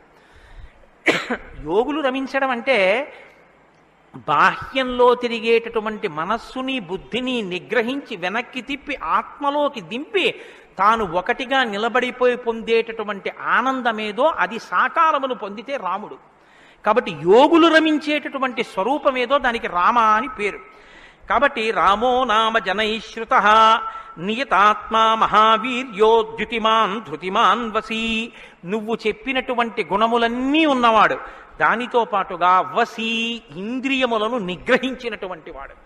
ఇంద్రియాల్ని నిగ్రహించడం అన్న మాట మీరు రామాయణంలో చాలా జాగ్రత్తగా గమనించి తెలుసుకోవలసింది. ఇంద్రియాల్ని నిగ్రహించడం అంటే ఏమిటో తెలుసా అండి? మనసు దేన్ని చూస్తే, దేన్ని వింటే కదిలిపోతుందో, ప్రశాంతంగా ఉన్నది అలజడిని పొందుతుందో దాన్ని చూడకుండా, దాన్ని వినకుండా బలవంతంగా నిగ్రహించడం ఎటువంటిదో తెలుసా అండి? ఒక త్రాచుపాం అలా వెళ్ళిపోతోంది, గభాల్ని ఇలా చూశాడు, అయ్య బాబోయ్ త్రాచుపాము పెద్ద గెంతు గెంతాడు. అది అకస్మాత్తుగా ఏమైందంటే ఆ గెంతడంలో త్రాచుపాము యొక్క పడగ మీద 2 కాళ్ళు వేసి తొక్కాడు. ఇప్పుడు త్రాచుపాము తల పైకి ఎత్తలేకపోతోంది. ఇప్పుడు తను త్రాచుపాము నా కాళ్ళ కింద ఉంది, నన్ను ఏం చేస్తుంది అని ఉండగలడని మీరు అనుకుంటున్నారా? అతను గడగడ వణికిపోతూ చెమట్లు పట్టేస్తున్నాయి. ఎందుకంటే నేను త్రాచుపాము మీద ఉన్నాను, అది తోక కదుపుతోంది, తోకతో కాళ్ళు చుడుతోంది. ఈ కంగారులో ఏం చేస్తాడంటే త్రాచుపాము మీద తాను నిలబడి ఉండగా ఇక త్రాచుపాము తన ఏం చెయ్యలేదన్న స్థితిలో ఉన్నా ఎప్పుడో ఒకప్పుడు త్రాచుపాము మీద కాలు తీసేస్తాడు, కంగారు పడిపోయి తీసేస్తాడు. ఎప్పుడో అప్పుడు కాలు తీయడం కోసమే పాము చూస్తుంటుంది, కాటు వేసేసి పుట్టలో వెళ్ళిపోతుంది, లేకపోతే ఎక్కడికో అక్కడికి వెళ్ళిపోతుంది.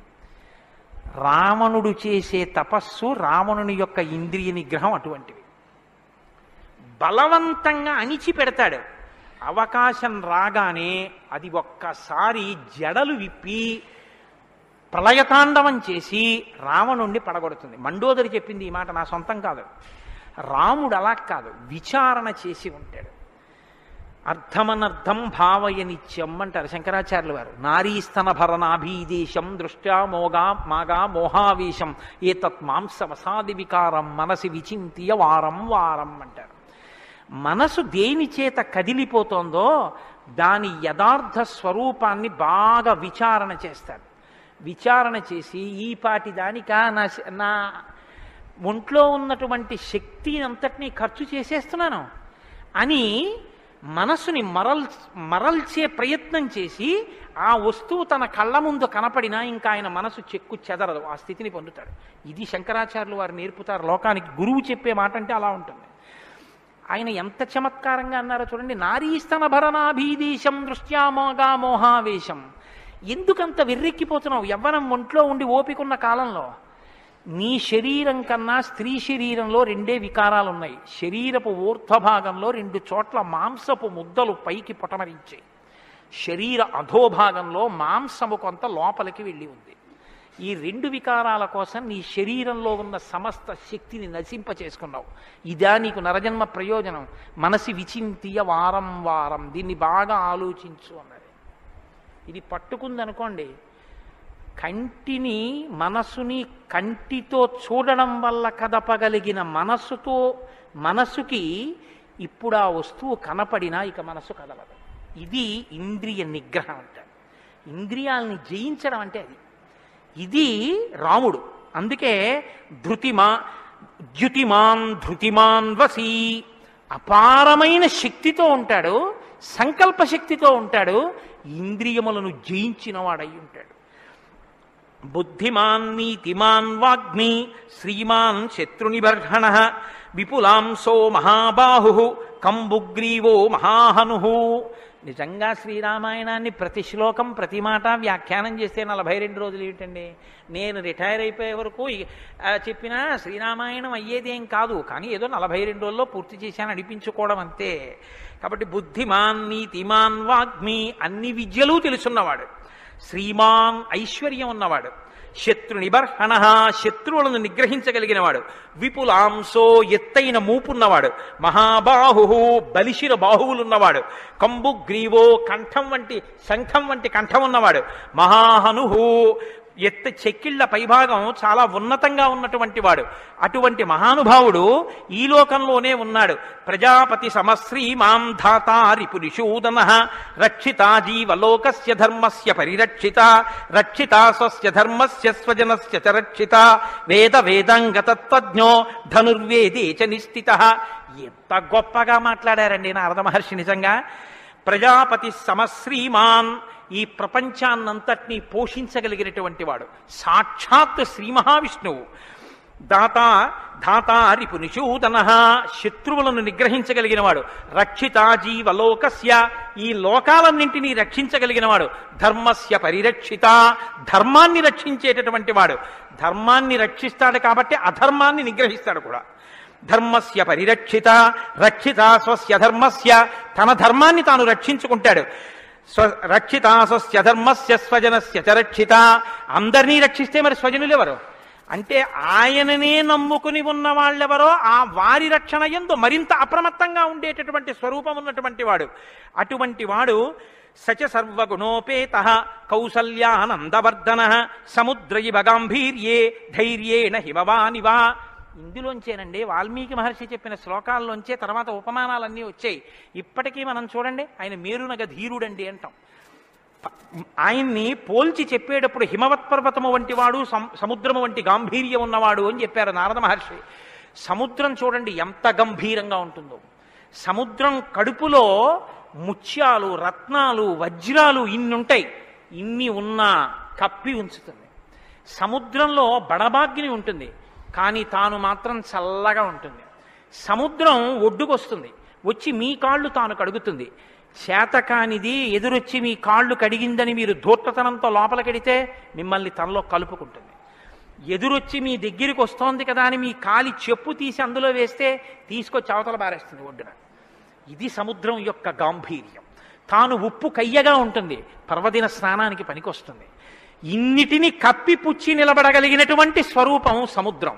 కడుపులో బడబాగ్ని ఉన్న, సీతాపహరణమే జరిగిన, తండ్రే మరణించిన, రాజ్యమే పోయిన, అరణ్యంలో తిరిగిన, జుట్టు తీసేసిన, జిల్లేడు పాలు పోసుకుని ఆఖరికి ఆ జటలు కట్టుకున్న, నారచీర కట్టుకున్న, పాదాలకి చెప్పులే లేకపోయినా, అగ్నిహోత్రాన్ని చంకన తగిలించుకున్న, అడవిలో మృగాన్ని బాణం పెట్టి కొట్టి చర్మం ఒలిచి మాంసం తీసి తెచ్చి సీతమ్మ వండితే తప్ప తినలేని స్థితిలో రాజారాముడైనటువంటి వాడు బ్రతకవలసి వచ్చిన, తెల్లవారుజామున 4 గంటల సమయంలో దాహమేస్తున్న ఏనుగు నదిలో తొండం పెట్టి నీళ్లు తాగడానికి కూడా భయపడినంత చలికాలంలో కూడా వెళ్ళి స్నానం చెయ్యగలిగిన మొనగాడు.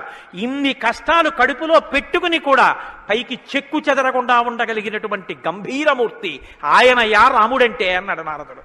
కాబట్టి సముద్రయివ గాంభీర్యే ధైర్యేణ హిమవానివా, ధైర్యంలో హిమవత్పర్వతం వంటివాడు. పర్వతాన్ని చూడండి, వర్షధారల చేత కొట్టబడుతుంది, పిడుగులు పడిపోతాయి. ఆ పర్వతం మీదే చెట్లు పెరుగుతాయి, ఆ పర్వతం మీదే సింహాలు తిరుగుతాయి, పులులు తిరుగుతాయి, ఆ సముద్రానికి కన్నాలు పెట్టి పావులు పడుకుంటాయి, చిట్టెలుకలు కన్నాలు చేసి ఆ పర్వత పాదాల మీద తిరుగుతూ ఉంటాయి. ఎలుక కన్నం పెట్టి తనలో దూరిందని బెంగపెట్టుకోదు, ఒక ధూర్తుడు కాళ్లతో పైకెక్కాడని బెంగపెట్టుకోదు, వర్షధారలు కొట్టాయని కదలదు, పిడుగులు పడ్డాయని చెక్కు చెదరదు, పులులు సింహాలు తిరుగుతున్నాయని బెంగపెట్టుకోదు, మహాత్ములు తన మీద నడుస్తున్నారని పొంగిపోదు, తన మీద ఈశ్వరుడి దేవాలయం కట్టారని పరవశించిపోదు, తాను అలాగే నిలబడి ఉంటుంది. చెక్కు చెదరక నిలబడగలిగినటువంటి పర్వతం ఎటువంటిదో రాముడు అటువంటి వాడు. ఇది నారదుడు ఒక నరుడిగా ఆయన కొన్న లక్షణాలు చెప్తున్నాడు. ఇవి నీవు సంతరించుకో, కొన్నైనా ప్రతిదానికి విచలితుడమైపోవడం కాదు, ప్రతి చిన్నదానికి కదిలిపోవడం కాదు, ధైర్యంగా నిలబడగలగాలి. నాకు కాకపోతే ఎవరికి వస్తాయి? వస్తాయి కష్ట సుఖాలు అనేటటువంటివి చేసుకున్న కర్మను అనుసరించి అని నిలబడగలిగినటువంటి స్థితి రామాయణం ఇస్తుంది. విష్ణునా సదృశో వీర్యే సోమవత్ ప్రియదర్శన కాలాగ్ని సదృశ క్రోధే క్షమయా పృథివీ సమః. ఏమి శ్లోకాలు వాడారండి సంక్షేప రామాయణంలో మహానుభావుడు. విష్ణునా సదృశో వీర్యే, ఆయనతో పోల్చడానికి విష్ణు ఒక్కడే ఉన్నారు. ఎందుకంటే ఇంకా ఆయనతో పోల్చడానికి అటువంటి వాడు ఇంకొకడెవరు ఉంటారు? విష్ణువుని విష్ణువుతోనే పోల్చాలి. కాబట్టి విష్ణువుతో సమానమైన వాడు. సోమవత్ ప్రియదర్శన, బాణం పట్టుకుని ఎదురుగుండా ఉన్న వాళ్ళ లక్షల మంది కంఠాలు తెగ కోసినా సరే భక్తులైన వారికి మాత్రం ఆ స్వరూపాన్ని దర్శనం చేస్తుంటే ఎంత సంతోషంగా ఉంటుందో. కాబట్టి సోమవత్ ప్రియదర్శన. లోకంలో మూడిటిని ఎంత చూసినా చూడబుద్ధే వేస్తుంది, ఎంత చూడండి చూడబుద్ధేస్తుంది. అందుకే పార్వతీదేవి వినాయకుడికి ఏనుగు ముఖం పెట్టించింది. పసిపిల్లలకి కూడా సంతోషం కల్పించేవి మూడు ఏమిటో తెలుసా అండి? గజముఖం, చంద్రబింబం, సముద్రం. మీరు సముద్రపు ఒడ్డుకి వెళ్ళి ఎంతసేపు కూర్చోండి, ఎంతసేపు చూస్తున్నా సముద్రాన్ని అలా చూడాలనే అనిపిస్తుంది. చీకటి పడిపోయిన తర్వాత సముద్ర ఘోష అదో సంతోషం, వస్తున్న కెరటాలు అదో సంతోషం, చీకటి పడ్డాక దీపాలతో దూరంగా వెళ్ళిపోతున్న ఓడ అదో సంతోషం, సూర్యోదయానికి సముద్రం ఆకాశం కలిసినట్టుగా ఉన్న చోట ఉదయిస్తున్న సూర్యబింబం అదో సంతోషం, ఆ పడుతున్న ఎర్రకాంతి అదో సంతోషం, సూర్యాస్తమయానికి సముద్రంలో కృంగిపోతున్నట్టుగా ఉన్న సూర్యుడు అదో సంతోషం. తిక్కన గారు విరాట పర్వంలో అంటారు, రాత్రి అయ్యేటప్పటికి ఆకాశం ఎలా ఉందంటేట మంచి సంపన్నుడైన గృహస్థు ఇంట్లో అలంకారం చేసినటువంటి పడకలా ఉందిట, దాని మీద పువ్వులు అవన్నీ వేస్తే ఎలా ఉందో అలా ఉందిట.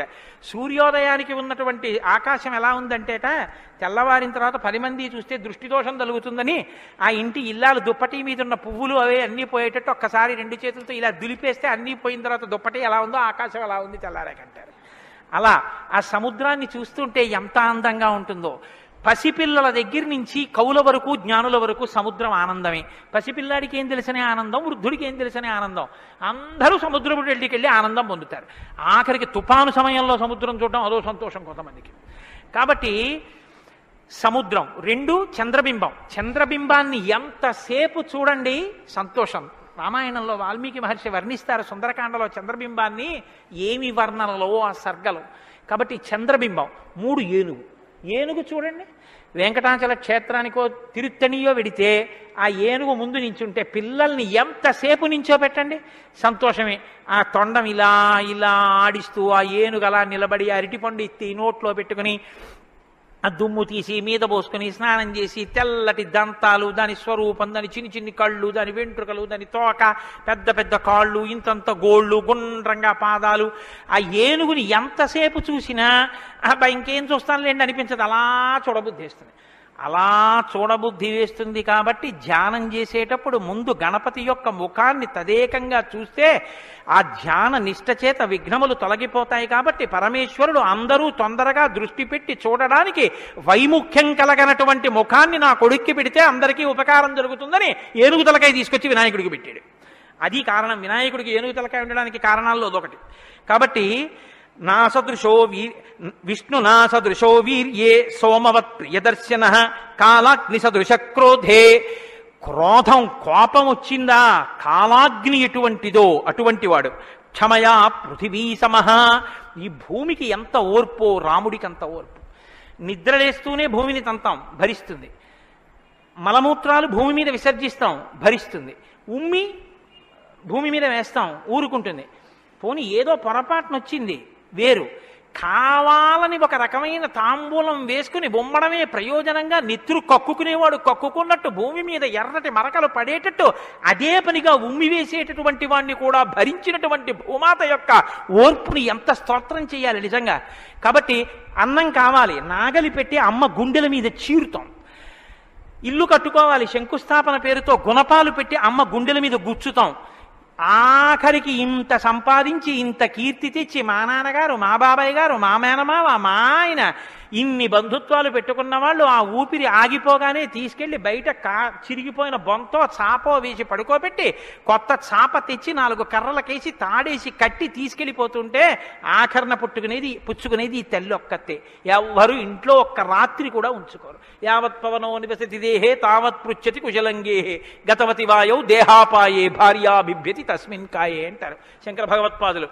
అటువంటి ఈ తల్లిది ఎంత ఓర్పో, ఎన్ని అపచారములు చేసినా కూడా కడుపులో పెట్టుకునేటటువంటి అమ్మ స్వరూపమైనటువంటి భూమికి ఎంత ఓర్పుందో అంత ఓర్పు కలిగిన వాడయ్యా రామచంద్రమూర్తి. కాబట్టి ధనదేన సమస్యాగే సత్యే ధర్మ ఇవాపరః. కుబేరుడు ఎంతటి ధనవంతుడో అంతటి మహానుభావుడు, అటువంటి త్యాగం ఉన్నవాడు. సత్యే ధర్మ ఇవాపరః. సత్యము ధర్మము ఒకదాన్నొకటి ఎలా కాపాడుకుని రక్షించుకుంటాయో అలా రక్షించి కాపాడగలిగినటువంటి వాడు. తమేవం గుణ సంపన్నం రామం సత్యపరాక్రమం. ఇన్ని గుణములు కలిగినటువంటి రామచంద్రమూర్తి సాక్షాత్తుగా సత్యపరాక్రముడైనటువంటి వ్యక్తి. ఆయన పరాక్రమం సత్యమే పరాక్రమముగా కలిగినటువంటి వాడు. అటువంటి వాడు రామచంద్రమూర్తిని ఆ రాముని యొక్క కథని సంక్షేపంగా చెప్పారు. సంక్షేపంగా అంటే వివరంగా కాదు, బాగా గుర్తుపెట్టుకోండి. వివరంగా చెప్పలేదు, కేవలం ఏదో విహంగ వీక్షణం అంటారు చూసారా, ఒక్కసారి స్థాళీపులాక న్యాయంగా ఒకసారి అలా చెప్పేశారు. అది ఎంత తేలిగ్గా చెప్పేశారంటే సజగామ వనం వీర ప్రతిజ్ఞామనుపాలయన్ పితుర్వచన నిర్దేశాత్ కైకయ్యా ప్రియకారణాత్ అంటూ. కానీ సంక్షేప రామాయణ శ్లోకాలండి, అవి నిజంగా మంత్రాలే.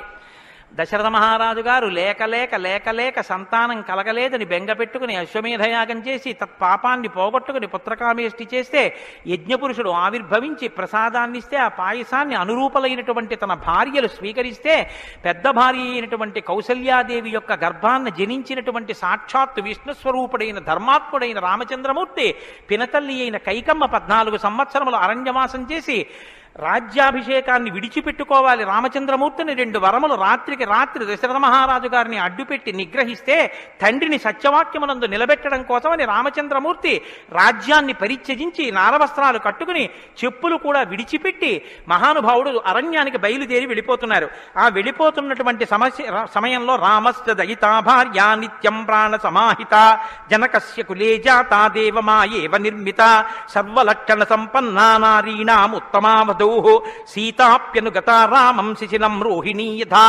సాక్షాత్తుగా దేవమాయయే లోకంలో ఉన్న సౌందర్యమంతా రాశీభూతమై ఒక స్త్రీ రూపంలో వచ్చిందా అన్నంతగా కనపడేటటువంటి సీతమ్మ తల్లి, జనక మహారాజు గారి యొక్క పుత్రి, అయోనిజ అయినటువంటి తల్లి, స్త్రీలలో ఉత్తమమైనటువంటి రత్నంగా చెప్పబడినటువంటి తల్లి, సర్వలక్షణ సంపన్న అయినటువంటి సీతమ్మ చంద్రుణ్ణి రోహిణి ఎలా అనుసరిస్తుందో అలా కష్టసుఖాల్లో నీతో కలిసి ఉంటాను తప్ప నేను అంతఃపురంలో ఉండను అని చెప్పి రామచంద్రమూర్తితో కలిసి అరణ్యవాసానికి బయలుదేరింది.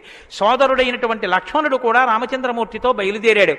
ముగ్గురు అరణ్యవాసం చేస్తున్నటువంటి సమయంలో చిత్రకూట పర్వతం మీద ఉండగా తనకి రాజ్యం కావాలని భరతుడు కోరకపోయినా తల్లి వరం చేత రాజ్యాన్ని పొందడానికి అర్హుడైన భరతుడు మేనమామ గారి ఇంటి నుంచి తిరిగి వచ్చేసరికి దశరథ మహారాజు గారు ప్రాణాలు విడిచిపెడితే నాకు ఈ రాజ్యం వద్దని భరతుడు శత్రుఘ్నుడితో వశిష్ఠుడితో తల్లులతో కలిసి చిత్రకూట పర్వతం దగ్గరికి వెళ్ళి అన్నా రామా నాకొద్దు, ఈ రాజ్యం నువ్వే తీసేసుకోమని ఎంత నిగ్రహించినా ధర్మాత్ముడు సత్యవాక్య పరిపాలకుడైనటువంటి రామచంద్రమూర్తి నా తండ్రిని సత్యంలో నిలబెట్టడం కోసం నేను ఈ వనవాసానికి వచ్చాను తప్ప నాకు ఈ రాజ్యం అక్కర్లేదని స్వీకరించడం మానేసి తన పాదుకలను తీసుకెళ్లి భరతుడికి ఇస్తే భరతుడు పాదుకలను పట్టుకుని నందిగ్రామానికి వచ్చి సింహాసనం మీద పెట్టి రాజ్యం చేస్తుంటే మహానుభావుడు చిత్రకూట పర్వతం మీదే ఉన్నట్టయితే వచ్చినటువంటి తల్లులు సోదరులైనటువంటి భరత శత్రుఘ్నులు జ్ఞాపకానికి వస్తారని చిత్రకూటాన్ని విడిచిపెట్టి దండకారణ్యంలో ప్రవేశించి ఉన్నటువంటి సమయంలో అక్కడ ఉన్నటువంటి రాక్షసులలో ఒకటి అయినటువంటి శూర్పణక వచ్చి రామచంద్రమూర్తి యొక్క తమ్ముడైన లక్ష్మణుడు లేదా సంక్షేప రామాయణం ప్రకారం రాముడంటే లక్ష్మణుడు చేసిన పని రాముడు చేసినట్టే.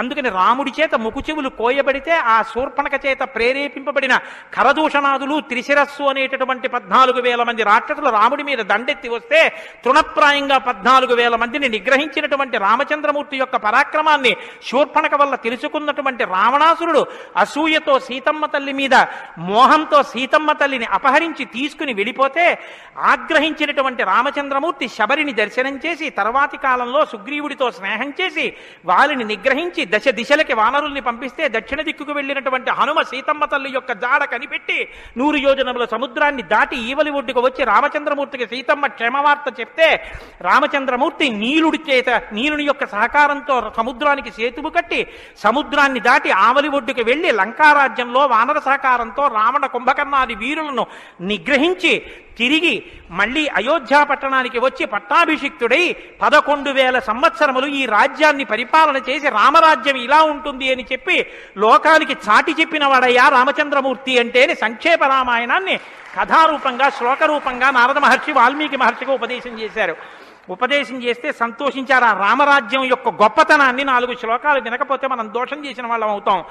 ప్రహృష్టముదితో లోకస్తుష్ట పుష్ట సుధార్మిక నిరామయో హ్యరోగస్యా దుర్భిక్ష భయవర్జిత న పుత్రమరణం కించిత్ ద్రక్షంతి పురుషః క్వచిత్ నార్యాశ్చావిధమా నిత్యం భవిష్యంతి పతివ్రతాః న చాగ్నిభయం కించిత్ అప్సుమజ్జంతి జంతవః న మాతజం భయం కించిత్ నాపి జ్వరకృతం తథా న చాపిక్షుద్భయం తత్ర న తస్కర భయం తథా నగరాణి చ రాష్ట్రాణి ధనధాన్యయుతాని చ నిత్యం ప్రముదితాః సర్వే యథా కృతయుగే తథా అశ్వమేధశతైర్రిష్ట తథా బహుసువర్ణకైః. రామచంద్రమూర్తి రాజ్యం చేసేటటువంటి కాలంలో కొడుకులు మరణిస్తే పెద్దవాళ్ళైనటువంటి వాళ్ళు పిల్లలకి ప్రేతకార్యం చేయడం అన్నది లేదు. స్త్రీలు విధవలై భర్త మరణిస్తే జీవించవలసినటువంటి దౌర్భాగ్యం లేదు. అందరూ పసుపు కుంకాలతో భర్త చేతుల మీద వెళ్ళిపోయేవారు. ఎక్కడ అగ్నిభయం ఉండేది కాదు. జంతువులు నీళ్లలో మునిగి మరణించడం అనేటటువంటిది ఉండేది కాదు.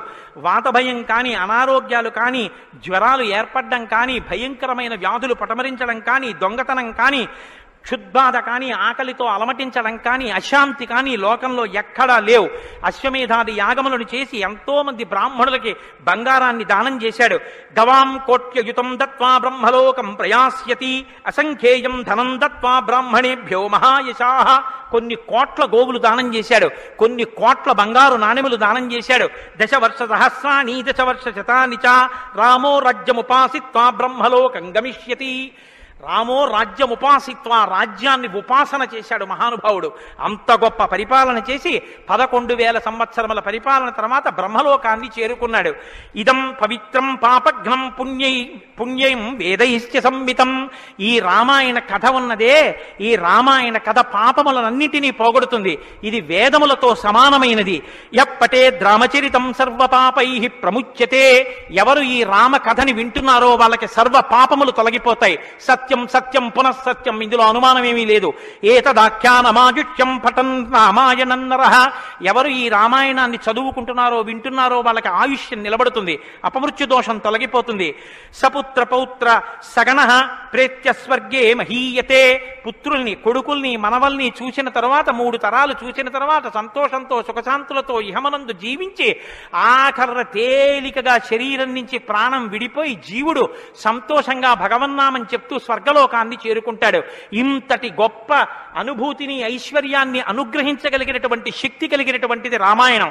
కాబట్టి ఎల్లరూ ఈ రామాయణాన్ని చదువుకోవాలి, వినాలి, ధరించాలి అని నారద మహర్షి వాల్మీకి మహర్షికి చెప్తే తదేక ధ్యానంతో ఆ మాలామంత్రంగా వినపడిన సంక్షేప రామాయణాన్ని విని పొంగిపోయిన హృదయంతో తన్మయత్వంతో ఉన్నటువంటి వాల్మీకి మహర్షి యొక్క స్థితి దగ్గర ఇవాల్టి ఉపన్యాసాన్ని పూర్తి చేస్తున్నారు. రేపటి రోజున అసలు ఎలా ఆవిర్భవించిందో, తన్మయత్వంలో ఉన్న వాల్మీకి మహర్షి ఎలా బయలుదేరారో, రామాయణం ఎలా వచ్చిందో, ఏం జరిగిందో ఆ విషయాన్ని మీకు మనవి చేసి రామాయణ కథా ప్రారంభం చేసే అనుగ్రహాన్ని రామచంద్ర ప్రభు నాకు కృపచేయుగాక. రేపు ఖచ్చితంగా 6:30 కథా ప్రారంభం అయిపోతుంది. లేకపోతే 7 రోజుల్లో బాలకాండ పూర్తి కాదు. కాబట్టి మంగళాశాసనపరై మదాచార్య పురోగమై సర్వైశ్చ పూర్వైరాచార్యై సత్కృతాయాస్తు మంగళం. మంగళం కోసలేంద్రాయ మహనీయ గుణాత్మనే చక్రవర్తి తనూజాయ సర్వభౌమాయ మంగళం ఉమాకాంతాయ కాంతాయ కామితార్థప్రదాయినే శ్రీగిరీశాయ దేవాయ మలినాథాయ మంగళం కరచరణకృతం వా కర్మవాక్కాయజం వా శ్రవణనైనజం వా మానసం వా పరాధం విహితం వా సర్వమేత్తక్షమస్వ శివ శివ కరుణాబ్ధే శ్రీ మహాదేవ శంభో సర్వం శ్రీ ఉమామహేశ్వర పరబ్రహ్మార్పణమస్తు. స్వస్తి. అయ్యా దయచేసి ఏమండి అందరూ ఒక్క నిమిషం కూర్చోండి. కలియుగంలో అత్యంత పవిత్రమైంది అని కదా నేను మీతో మనవి చేశాను రామనామం గురించి. శ్రీరామాయణం వినడం ఒక మహద్భాగ్యం. నన్ను నమ్మండి, నేను చెప్తున్నానని నేను చెప్పట్లేదు. జీవితంలో రామాయణం వినడం అనేటటువంటిది కొన్ని కోట్ల కోట్ల కోట్ల జన్మల తర్వాత లభించేటటువంటి అదృష్టం. అందున సంపూర్ణ రామాయణం బాలకాండ నుంచి పట్టాభిషేకం వరకు ఏకబిగిన మండల కాలం రామాయణం వినడం అనేటటువంటిది సంభవం అయ్యేటటువంటి విషయం కాదు. అది కేవలం పూర్వపుణ్యం రామానుగ్రహం ఉంటేనే సాధ్యమయ్యేటటువంటి విషయం. అటువంటి రామ కథ విన్న తర్వాత మనం కేవలం లేచి వెళ్ళిపోవడం వల్ల ప్రయోజనం కన్నా రామనామాన్ని చెప్పి వెడితే చాలా బాగుంటుంది. రామనామం కేవలం రామ అనడం కన్నా పెద్దలు మనకు ఒక మార్గాన్ని ఇచ్చారు. రామ రామ రామ అని 3 మాటలంటే ఆ రోజున వాళ్ళు విష్ణు సహస్రం చెప్పిన ఫలితం. అది ఇంట్లో అంటేనే అంత ఫలితం ఇస్తే ఒక దేవాలయ ప్రాంగణంలో, అది జగద్గురు పీఠ ప్రాంగణంలో ఎంత శక్తివంతం ఆలోచించండి. అందుకే రామ రామ రామ 1000 ఎలా అవుతుందని మీకు అనుమానం ఉండొచ్చు. అక్షరాల్ని అంకెల్లోకి మార్చే సంప్రదాయం ఉంది. 2 మా 5 రామ రామ రామ అంటే 2 5 2 × 5 × 2 × 5 × 2 × 5 2 5 10 10 2 20 20 100 100 200 205 1000 సహస్రనామ తత్తుల్యం రామనామ వరాననే. కాబట్టి శ్రీరామ రామ రామ అంటే విష్ణు సహస్రం చెప్పి వెళ్ళిపోయినట్టు. కాబట్టి నేను మకుటం అంటూ ఉంటాను. మకుటం మీరందరూ కానీ నేను దానికి వివరణం ఒకటి అంటూ ఉంటాను. మీరు మీ అందరూ కూడా చక్కగాను రామనామము రామనామము రమ్యమైనది రామనామము అని మీరంటారు. ఉండండి మీ త్వర చాలా గొప్పది. అలా అంటే రామనామము రామనామము రమ్యమైనది రామనామము అలా అన్నప్పుడు 3 మాటలు రామ రామ రామ అంటారు. మీరు ఎన్ని మాటలు అన్నారో అన్ని మాటలు విష్ణు సహస్రం చెప్పింది. పైగా మీరు ఒకటి గుర్తు పెట్టుకోండి, నేను పూర్తి విశ్వాసంతో చెప్తున్నాను. వ్యక్తిగత అనుభవాలు వేదికల మీద చెప్పడం నాకు ఇష్టం ఉండదు. శ్రీరామాయణం జరగడానికి అందరికన్నా ముందే స్వామి హనుమ వస్తారు. అందుకే రామాయణం చెప్పేటప్పుడు హనుమ కోసం ఒక ఆసనం వేస్తారు. ప్రచ్ఛన్న రూపంలో వచ్చి కూర్చుంటారు. అదిగో ఆ ఆసనం, అది రామచంద్రమూర్తి పాదాల దగ్గర ఖాళీగా ఉంచిన ఆసనం ఎవరికంటే హనుమ కొరకు. దాని మీద వారు కూర్చుంటారు. అందుకే పుష్పాలంకారంతో శోభింపచేస్తారు. ఆయనకి ఆ పూలహారం వేశాను. రామనామం చెప్తుంటే ఆయన ఇలా చూస్తూ ఎవరా రామనామం చెప్తున్నారో పొంగిపోతారట. రాముడు హనుమ ప్రీతి పొందేస్తారు. ఎంత అసలు సీతమ్మ పరవశించిపోతుంది. నేను మీకు ఇప్పుడే చెప్పాను, వాక్కు ఉన్నది ఒక్క మనుష్య జన్మకి. అది మన భాగ్య విశేషం చెప్పగలగడం. రోజు అలాని మీతో నేనేం గంట సేపు చెప్పించను. ఒక్క 11 పర్యాయాలు అందులో నాకు ఏది అనిపించాలనిపిస్తే అవి అనిపిస్తూ ఉంటాను. నేను వివరణతో కూడిన మాట అంటాను, మీరు రామనామము రామనామము రమ్యమైనది రామనామము. నేను గొప్పకి చెప్పట్లేదు, మీతో మాట మనవి చేస్తా. నేను అయ్యప్ప స్వామి దేవాలయంలో సంపూర్ణ రామాయణ ప్రవచనం చేసిన రోజుల్లో ఇది అనిపించేవాళ్ళం. రామాయణం అయిపోయిన తర్వాత రామాయణం సీడీలు ప్రపంచవ్యాప్తంగా అన్ని దేశాలకి వెళ్ళాయి. అయితే అమెరికా నుంచి నాకు ఫోన్లు వచ్చాయి, గురుగారు ఒక్కసారి వినండి అని. వాళ్ళు ప్రతిరోజు రామాయణం వినేటప్పుడు ఖాళీ కుర్చీ వేసి టేప్ రికార్డర్ పెట్టి 6:25 అవుతుంటే కోటేశ్వరరావు ఉపన్యాసానికి వస్తున్నారని భావన చేసుకుని వాళ్ళు టేప్ రికార్డర్ ఆన్ చేసి ఉపన్యాసం వినేసి నేను చెప్తుంటే వాళ్ళు రామనామం చెప్తూ అమెరికాలో వాళ్ళందరూ కలిసి పట్టాభిషేకానికి ఊరేగింపుగా ఉపన్యాసంలో ఎలా చెప్పానో అలా వెళ్ళి పట్టాభిషేకం చేస్తూ వాళ్ళు ఫోన్లో నాకు వినిపించారు. ఎందుకని అంటే నేను సముద్రం దాటి రాను అన్నాను. అందుకని నేను వెళ్ళలేదు పాపం చూడ్డానికి. కానీ ప్రపంచంలో ఎన్ని దేశాలలోనో అలా చెప్పుకుని ఎన్ని కోట్ల రామనామం జరిగిందో, ఎన్ని చోట్ల పట్టాభిషేకాలు జరిగాయో. మళ్ళీ ఆనాడు సంపూర్ణ రామాయణం చెప్పించాడు రామచంద్ర ప్రభు. ఈనాడు మళ్ళీ గుంటూరు శారదాపీఠంలో చెప్పగలుగుతున్నాం. కాబట్టి మీ అందరూ కూడా చక్కగా భక్తి శ్రద్ధలతో చెప్పండి. ఒక సంప్రదాయానికి దీన్ని ఆవిష్కరిస్తున్నాం. ఇవాళ మీ అందరికీ కూడా దీన్ని బహుమానం చేస్తారు. మీ అందరూ కూడా చక్కగా ప్రతిరోజు దీన్ని తీసుకొచ్చి రోజు ఇందులోంచి నామాలు చదువుకోవచ్చు, మీ ఇంటి దగ్గర కూడా చదువుకోవచ్చు. ఇవాళ మాత్రం నేను చెప్పింది మకుటని చెప్పండి. 108 నామాల్లో సంపూర్ణ రామాయణం నామరామాయణం అని ఇది కూడా మీకు బహుమానం చేస్తున్నారు. ఇది కూడా మీరు చదువుకోవచ్చు. శ్రీరామనామము రామనామము రమ్యమైనది రామనామము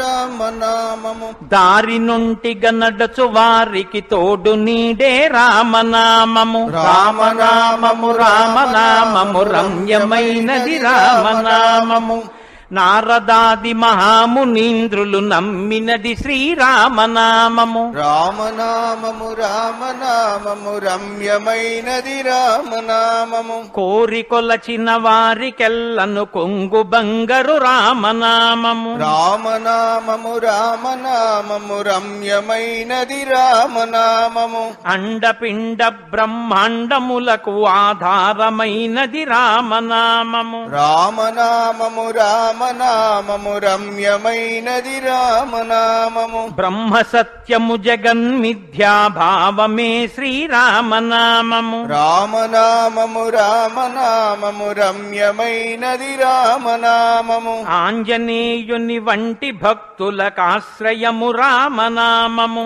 రామనామము రామనామము రమ్యమైనది రామనామము రాకడయు పోకడయు లేనిది రమ్యమైనది రామనామము రామనామము రామనామము రమ్యమైనది రామనామము నిర్వికారము నిర్వికల్పము నిర్గుణము శ్రీరామనామము రామనామము రామనామము రమ్యమైనది రామనామము జీవితంబున నిత్య జపముగ చేయవలె శ్రీరామనామము రామనామము రామనామము రమ్యమైనది రామనామము నిజ స్వరూపము బోధకంబగు తారకము శ్రీరామనామము రామనామము రామనామము రమ్యమైనది రామనామము వేదవాక్య ప్రమాణములచే అలరుచున్నది శ్రీరామనామము రామనామము రామనామము రమ్యమైనది రామనామము తల్లి వలె రక్షించు సుజనుల నెల్ల కాలము రామనామము రామనామము రామనామము రమ్యమైనది రామనామము మంగళంబగు భక్తితో పాడిన శుభకరంబగు శ్రీరామనామము రామనామము రామనామము రమ్యమైనది రామనామము. స్వస్తి. రేపు 6:30 తిరిగి ప్రవచనాన్ని ప్రారంభం చేద్దాం.